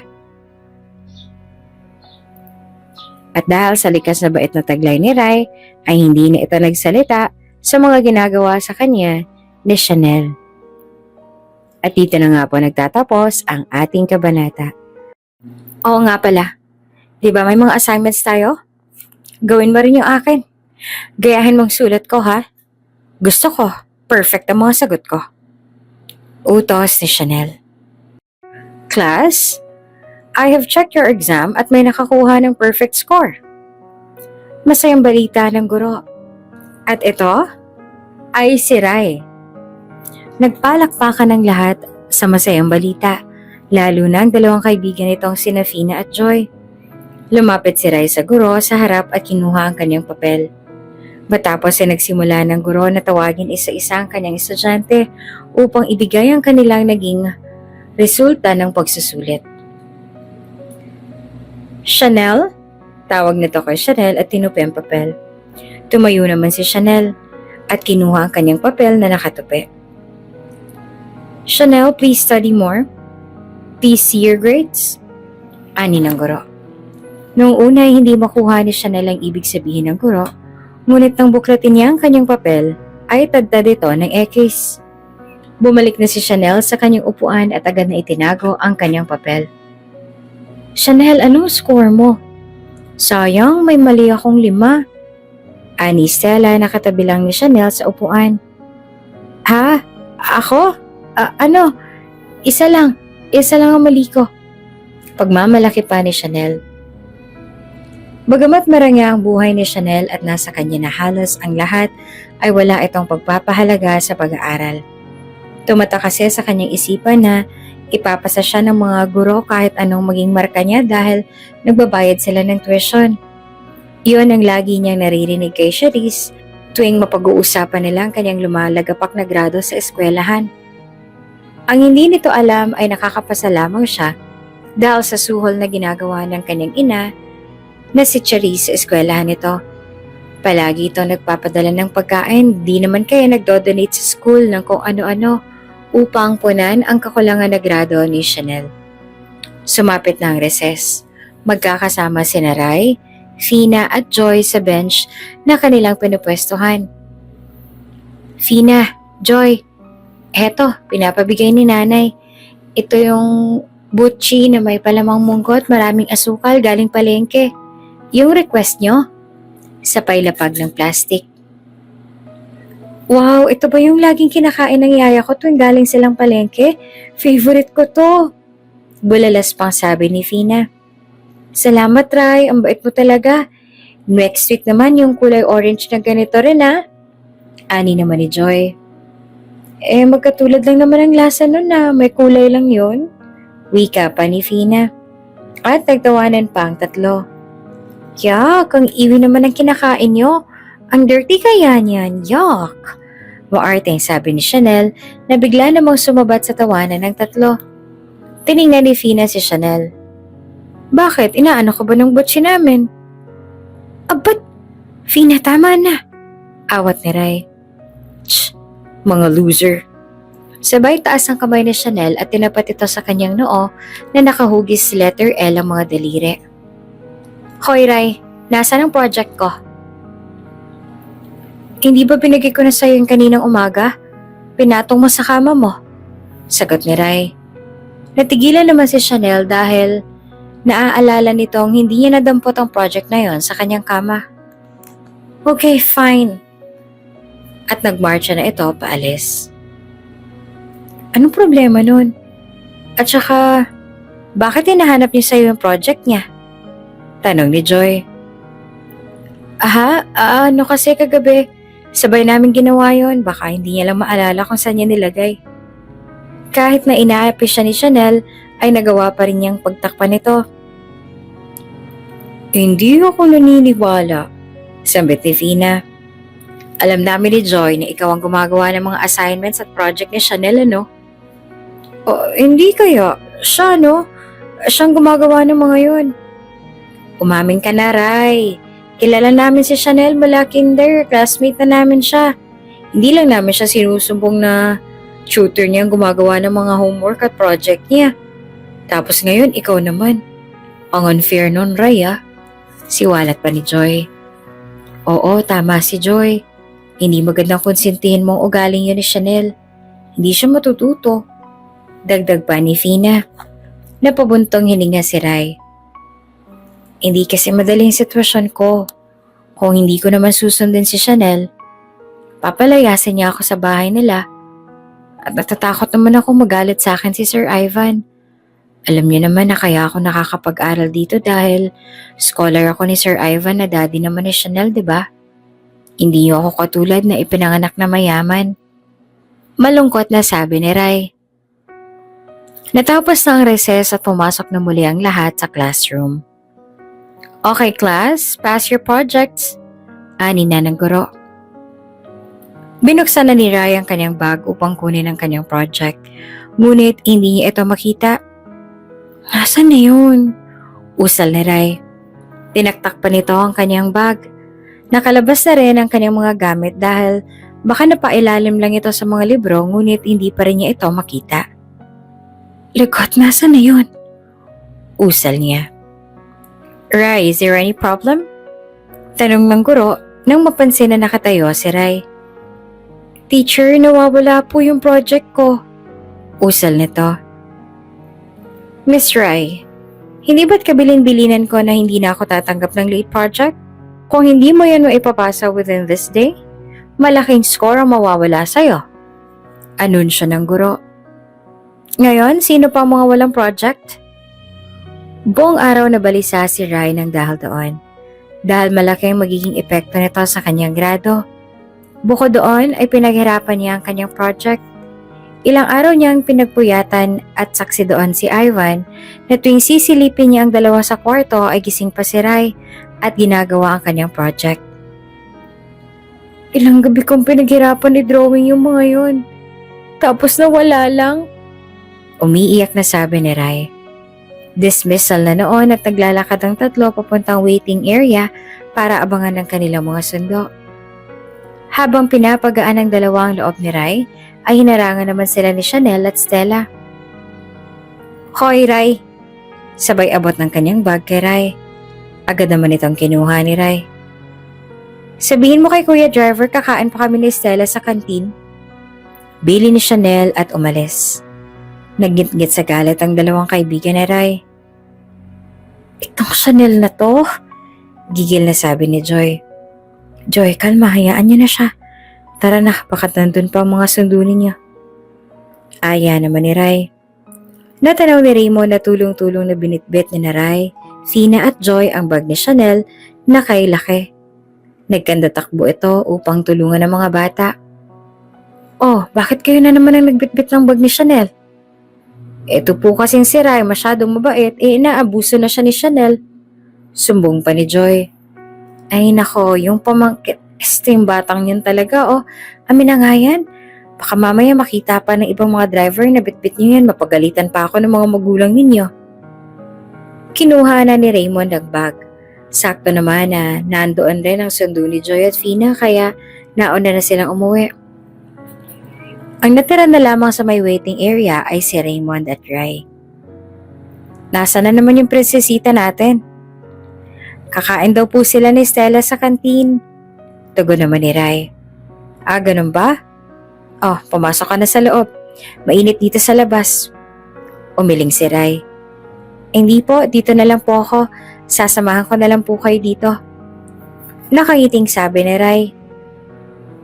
Sasamahan mo ako o ayaw mo lang masita ng batang yon? Napayuko si Rai. Rai, alam mo, hindi lang ako nagsasalita pero nakikita ako kung paano kang itrato ni Chanel at naiintindihan din kita dahil sa sitwasyon na kinalalagyan mo. Pero wag ka naman masyadong magpaape. Kailangan mo ring lumaban. Kahit pang minsan-minsan lang. Payo ni Raymond. Ngumiti lamang si Rai. Nakauwi na ang dalawa. Dumiretso si Rai sa kwarto dahil biglang sumama ang kanyang pakiramdam dahil sa nangyari. Hinayaan lang ito ng mga kasambahay dahil panay ang utos ni Chanel sa kanila. Pagpasok ni Rai sa kwarto, ay nakita nito ang project ni Chanel na nasa kama. Nilapitan ni Ayon at binuklat. Oh, bakit hindi namin siya kasamang napatayo kanina? Itong project niya. Pagtataka ni Rai. Ayaw mong mag-isip ng masama ni Rai? Ay malaki ang kanyang hinala na kinuha ni Chanel ang kanyang project. Gusto nitong kumprontahin si Chanel ngunit hindi ito magagawa dahil sa takot. Nang gabi ring yon, ay magkasalong kumain ang hapunan sina Ivan, Charisse at Chanel. Samantalang si Rai naman ay mas piniling sabayan ng mga kasambahay. Minsan kasi sumasabay si Rai sa tatlo ngunit pinagsabihan ito ni Charisse. Lumagay ka sa tamang lugar, bata ka. Hindi ko alam kung saan ka napulot ang asawa ko. Pero wala kang karapatang gumamit ng mga muebles namin dito sa bahay. Ni hangin na nilalanghap namin, wala kang karapatan. Isa ka lang basura na napulot kung saan. Pasalamat ka, mabait ang asawa ko. Kaya wag kang abusado. Simula noon ay sa mga kasambahay na ito sumasabay. Sinabi na lang nito kay Ivan na nahihiya siya at nalulula sa malaking hapag. How's school? Tanong ni Ivan kay Chanel. Fine, Daddy.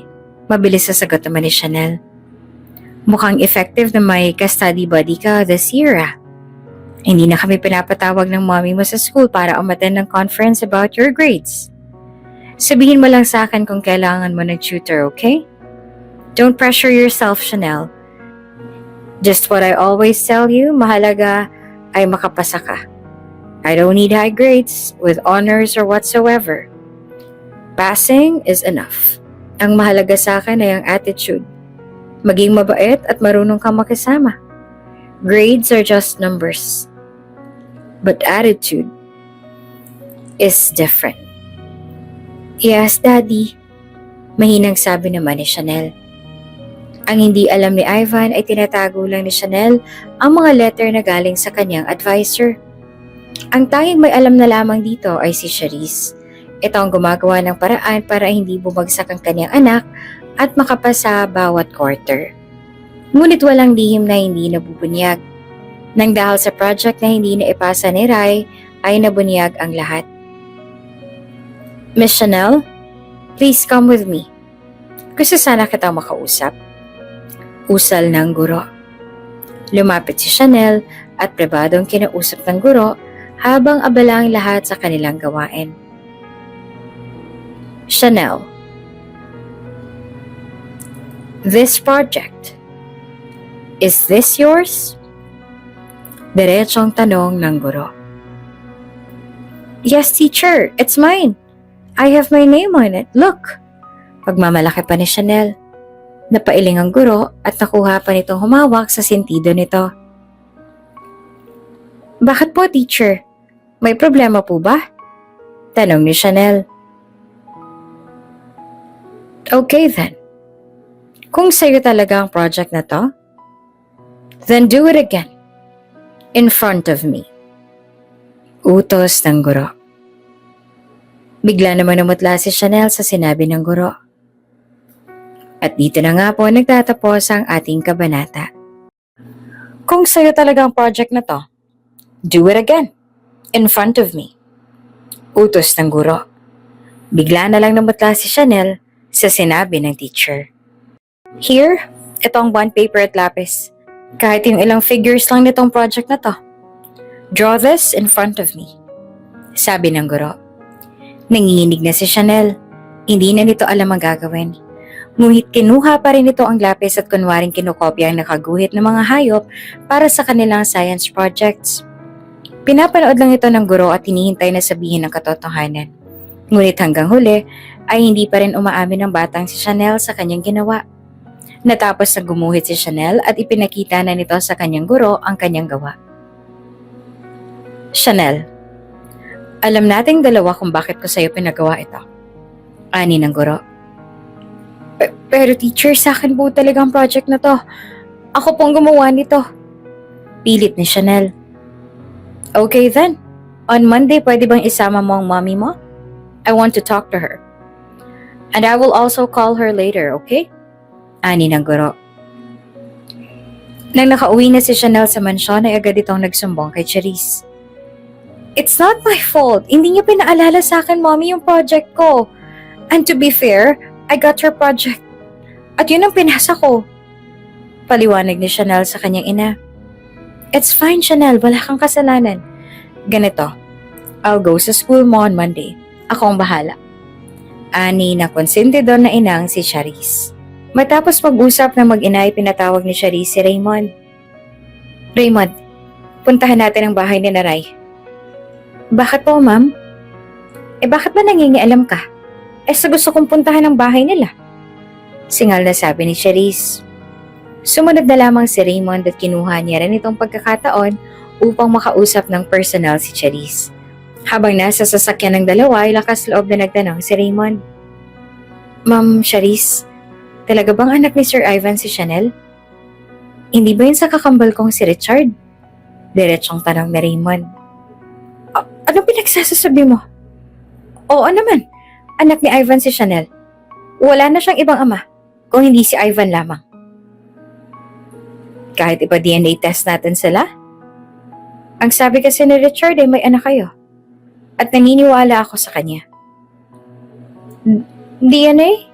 Oo naman. Kahit pa ipa-DNA natin sila. At saka naniniwala ka sa baliw na yon? Nag-hallucinate lang siya. Never ako magkakaroon ng anak sa isang tulad niyang baliw, ano? Tulad ni Chanel ay walang kasing tatag ang paninindigan ni Charisse sa kanyang mga sinasabi.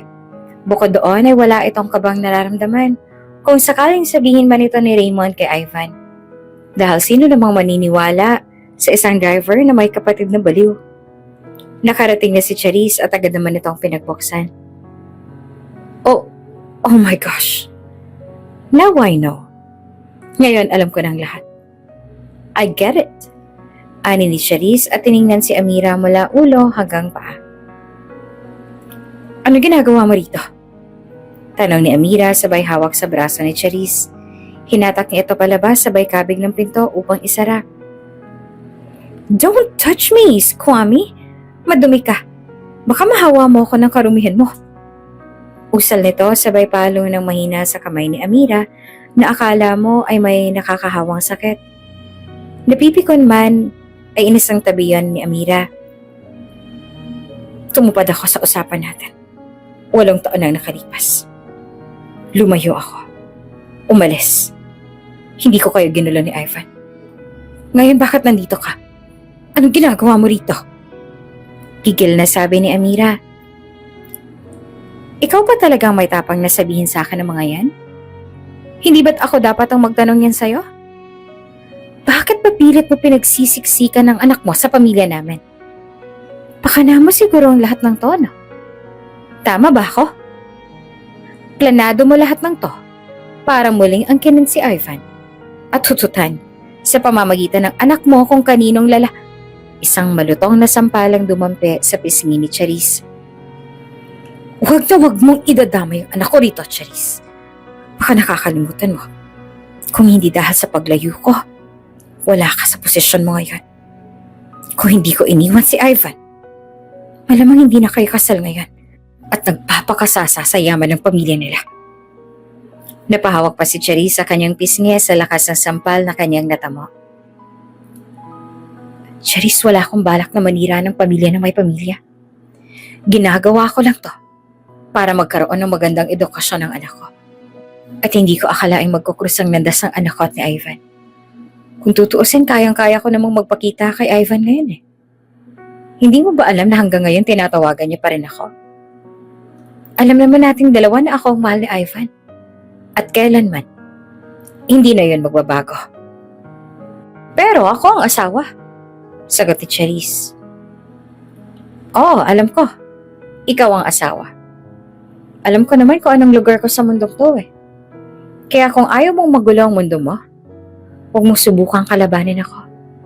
Dahil itong tinatawag mong Squammy, kayang-kayang baliktarin ang mundo mo. Banta pa ni Amira. Lahat ng ito ay nasaksihan ni Raymond at napangisi na lang ito sa isang tabi. Kambal, ngayon alam ko ng katotohanan. Huwag kang mag-alala. Magkakaroon ka na rin ng hustisya sa wakas. Usal ni Raymond habang pinapanood ang dalawa. Matapos ay umalis na si Charisse at hindi naman matanggap ang mga sinabi ni Amira.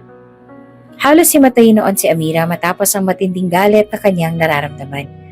At doon din niya napagtanto na dapat ay lumaban siya para sa kanyang anak. Ngayon lang siya nagising na dapat, noon pa lang, ipinaglaban niya ng karapatan ni Rai bilang anak ni Ivan. Bukod doon ay napagtanto rin ni Amira na baka inaapi na ang kanyang anak nang hindi niya nalalaman. Bukod kasi kay Charisse ay tinawagan din ng guro si Amira upang pupuntahin sa eskwelahan kina Lunes. Sinabi ng guro ang nangyari at gustong pagharapin ng dalawang magulang. Noong una hindi niya maunawaan ngunit matapos niyang makaharap si Charisse ay naging malinaw na sa kanya ang lahat. Nay, sino po yung kumatok kanina? At saka po, bakit parang namumulang mukha ninyo? Tanong ni Rai nang makita niya nang galing sa labas ang kanyang ina. Wala. Yung nagbabagsak ng gulay, yung kumatok. Tiningnan ko yung mga hango niya. At saka, ang init kasi sa labas, kaya ako namumula. Palusot pa ni Amira. Nakuha nitong uminom ng tubig upang kumalma. Ramdam kasi nito ang panginginig ng kanyang kalamnan dahil sa naging engkwento na ran ni Charisse. At ngayon, malakas ang loob nito, na kaya minsan ay malungkot ang kanyang anak ay hindi dahil namimiss siya nito, kung hindi dahil sa kamalditahan ng ina. Matapos mahimasmasan, kinausap ni Amira ang kanyang anak ng masinsinan. Anak, may gusto sanang malaman si nanay. Tumawag ang guru mo sa akin kanina. Pinapupunta niya ako sa eskwelahan sa Lunes. Anong nangyari? Tanong ni Amira. Nay, kasi po, hindi po ako nakapagpasa ng project nitong nakaraan dahil bigla na lang pong nawala yung project ko. Nakayukong sabi ni Rai. Iyon ang alam ni Rai na dahilan kung bakit ipinatawag ng guro ang kanyang nanay. Pero nakagawa ka naman, di ba? At alam mo kung nakanino yung project mo. Sunod na tanong ni Amira. Hindi na nagsalita si Rai at nakatitig lang sa kanyang ina. Anak, yung totoo. Anong trato sa'yo ni Charisse at ng anak niya? Sabihin mo yung totoo. Kasi anak ko, nahihirapan ka na doon, babawiin na kita. Haharapin ni nanay ang mga taong yon. Mabawi ka lang. Okay lang na ako lang ang magdusa. Huwag ka lang madamay sa gulo ng nakaraan. Umiiyak na sabi ni Amira. Nay? Napayakap si Rai sa kanyang ina. Nay, ayoko na po doon. Kahit po masarap ang pagkain doon. Malambot ang kama. Malaki ang kwarto, malungkot po ako doon. Palagi po akong tinatakot na siya na napapalayasin. Palagi po akong sinasabihan ni Ma'am Charisse na hindi ako nababagay sa lugar nila. Ayoko na pong bumalik doon, Nay. Ayoko na po doon. Umiiyak na sabi ni Rai. Niyapos ng kanyang ina ang musmos na bata. Oh, anak, hindi na kita ibabalik doon. Patawarin mo ako, anak ko, natakot ako. Naging mahina. Pero ngayon, anak, pangako, haharapin ko na sila at poprotektahan kita. Usal ni Amira. Babaeng yon? Umanda sa akin ng batang yun pagbalik niya ng bahay. I'm going to make her life like hell. Gigil na sabi ni Charisse. Napangisi si Raymond at nakita ito ni Charisse sa pamamagitan ng front mirror. Anong iningisi-ngisi mo dyan? Wala po, ma'am. Ani ni Raymond at itinikom ang kanyang labi. Pero hindi na ako makakapaya na may isang buhay na naman ang masira dahil sa kasakiman mo, Charisse. Ngayon, kami naman ang gaganti sa lahat ng ginawa mo sa amin. Lalo na sa kuya ko. Usal ni Raymond sa kanyang sarili. Matapos makauwi ay aburidong pumanhik si Charisse. Hindi na nito nagawang kausapin ng asawa na nasa sala ng oras na yon. Anong nangyari sa mom mo? At saka anong oras na umalis pa kayo? Pagtataka ni Ivan. Sir, bago ko po sagutin ang tanong niyo, pwede ko po ba kayo makausap? Sige, seryoso ba yan? Sa office tayo. Ani ni Ivan. Seryoso nga magkausap sina Ivan at Raymond sa opisina nito sa mansyon. Teka, anong ibig mong sabihin? Pagtataka ni Ivan habang tinitingnan ng isang papel at isang envelope sa kanyang harapan. At bakit ka magre-resign? Sir, sa ilang buwan po na naglingkod ako sa inyo, hindi po matatawaran na naging kabaitan niyo sa akin. Kaya kahit na sinisi ko kayo nung una dahil sa pagkabaliw ng kapatid ko, nabago ang lahat ng yan. Panimula ni Raymond. May kakambal si Raymond at ito ay si Richard. Naninirahan sila noon sa Amerika kung saan nakatira si Charisse bago pa ito ipinakasal kay Ivan. Nalulunod si Richard sa pagmamahal nito kay Charisse at handa nitong iwan ang lahat para dito. Ngunit nasilaw si Charisse sa mga material na bagay at iniwan si Richard sa ere. Hindi naman kinaya ni Richard ang mga pangyayari at tuluyan ang nabaliw at paulit-ulit nitong sinasabi na may anak sila ni Charisse. Sinabi yun sa kanya ni Charisse at gagamitin daw niya ang bata para masiguro ang pagkuha nito ng yaman ng pamilya ni Ivan. Walang naniniwala kay Richard maliban sa kanyang kakambal na si Raymond. Gustong ipaghiganti ni Raymond ang nangyari sa kanyang kapatid. Ngunit nang makita niya si Chanel ay may kung ano itong naramdaman. Kaya kinurperma niya ito sa pamamagitan ng DNA test na lihim niyang ginawa. Matapos ay lahat ng katotohanan ay tila nahilo na si Ivan sa kanyang mga nalaman. At ang laman ng sobrang to ay ang DNA test ni Chanel at ng kapatid mo, tama ba? Tanong ni Ivan. Opo, selyado pa ang sobre. Kaya kung ano man ang resulta ay siyang magdidikta ng kapalaran ng bata. Saad ni Raymond. Kung hindi ka kampante, willing akong ulitin ang test. 99.9 probability of paternity. Nanginginig na sabi ni Ivan. Walang taon akong niloko ni Charisse. Walang taon akong nabuhay sa kasinungalingan.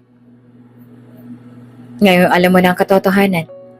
Nasa sayo na kung anong gagawin mo kay Charisse. Pakiusap ko lang ang pamangkin ko. Wala siyang kasalanan. Handa akong kupkupin ng bata kung hindi mo siya matatanggap. Sa ngalan ng kapatid ko. Ani ni Raymond. Walang naging aksyon si Ivan sa mga nangyari. Pinilit nitong maging normal sa kabila ng kanyang mga nalaman. Hindi rin ito pinayagan si Raymond na umalis. Kinalunesan, sinundo ni Raymond si Rai upang pumasok. Ngunit hindi na ito sumama kay Raymond. Kaya naman sinabi ito agad ni Raymond kay Ivan na siyang kinabahala naman ni Ivan. Bakit daw? May nangyari ba na hindi ko alam?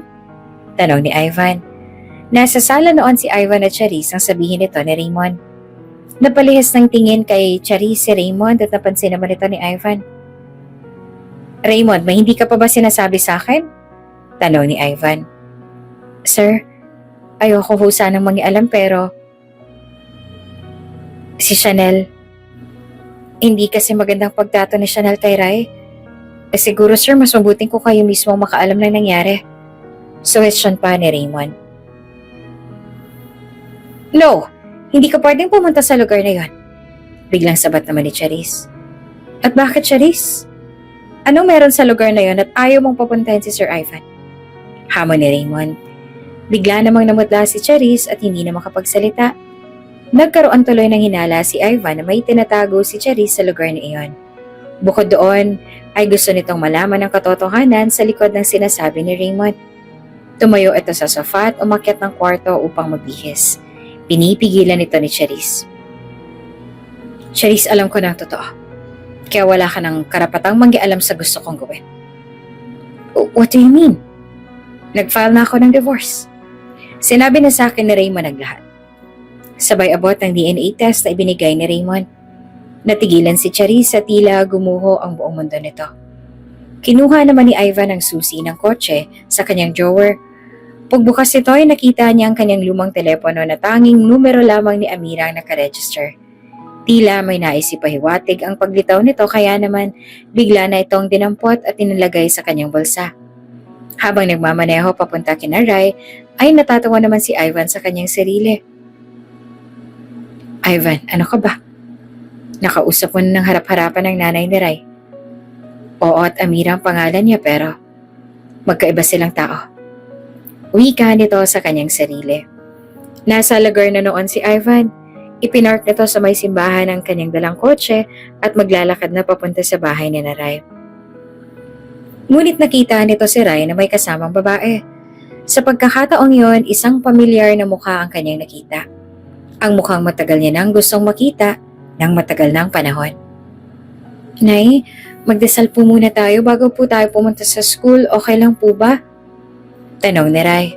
Oo naman, sige anak. Sagot ni Amira, ang nanay ni Rai. Hindi makapaniwala si Ivan sa kanyang nakikita. Kaya naman lakas loob na tinawagan muli ni Ivan ang numero sa cellphone na matagal niya nang pinagkaingat-ingatan. Kahit na lumang modelo ito at pwede nang ipamato sa piko, ay hindi niya ipagpapalit ito sa kahit anong high-tech na cellphone ngayon. Nandito kasi ang lahat ng alaala ng kanyang pinakamamahal na si Amira. Nasa inbox ng cellphone ang mga palitan nila ng mensahe.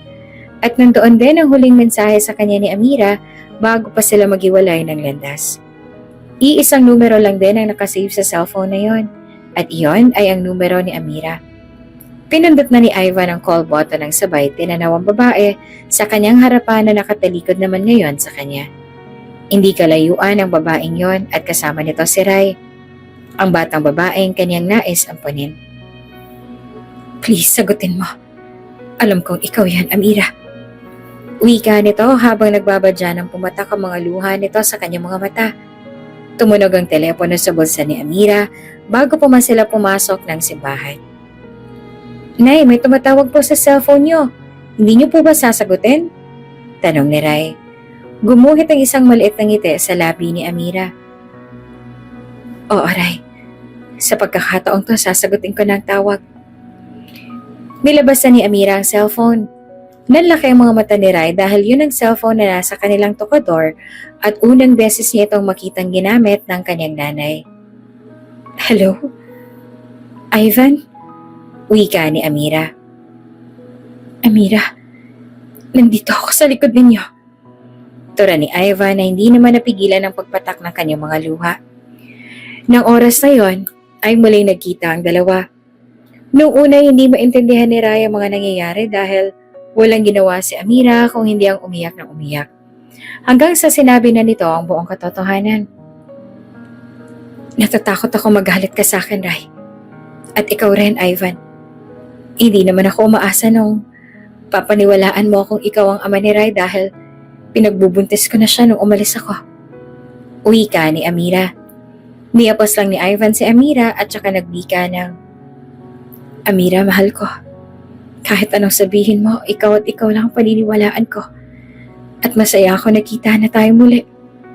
Kumalas ito sa pagkakayakap kay Amira at binalingan ng tingin si Rai. Salamat, Rai, dahil dumating ka sa buhay namin ng nanay mo. Pasensya ka na kung wala si tatay sa paglaki mo, ha? Pero pangako, hindi ko na kayo iiwan. Mahal na mahal kita, anak. Matapos ang muling magkita ng dalawa, hinarap na nila si Charisse. Inasikaso ang divorce upang maging malaya na si Ivan. Walang mapaglagyan ng kahihiyan si Charisse dahil sa kanyang ginawa, gayon din si Chanel. Ngunit sa kabila ng lahat ay tinanggap sila ni Raymond sa ngalan ng kanyang kakambal. Nang makalaya na si Ivan kay Charisse, ay nagpakasal naman sina Ivan at Amira at naging isang masaya silang pamilya.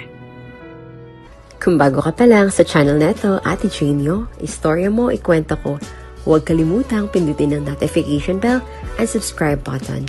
Maraming salamat!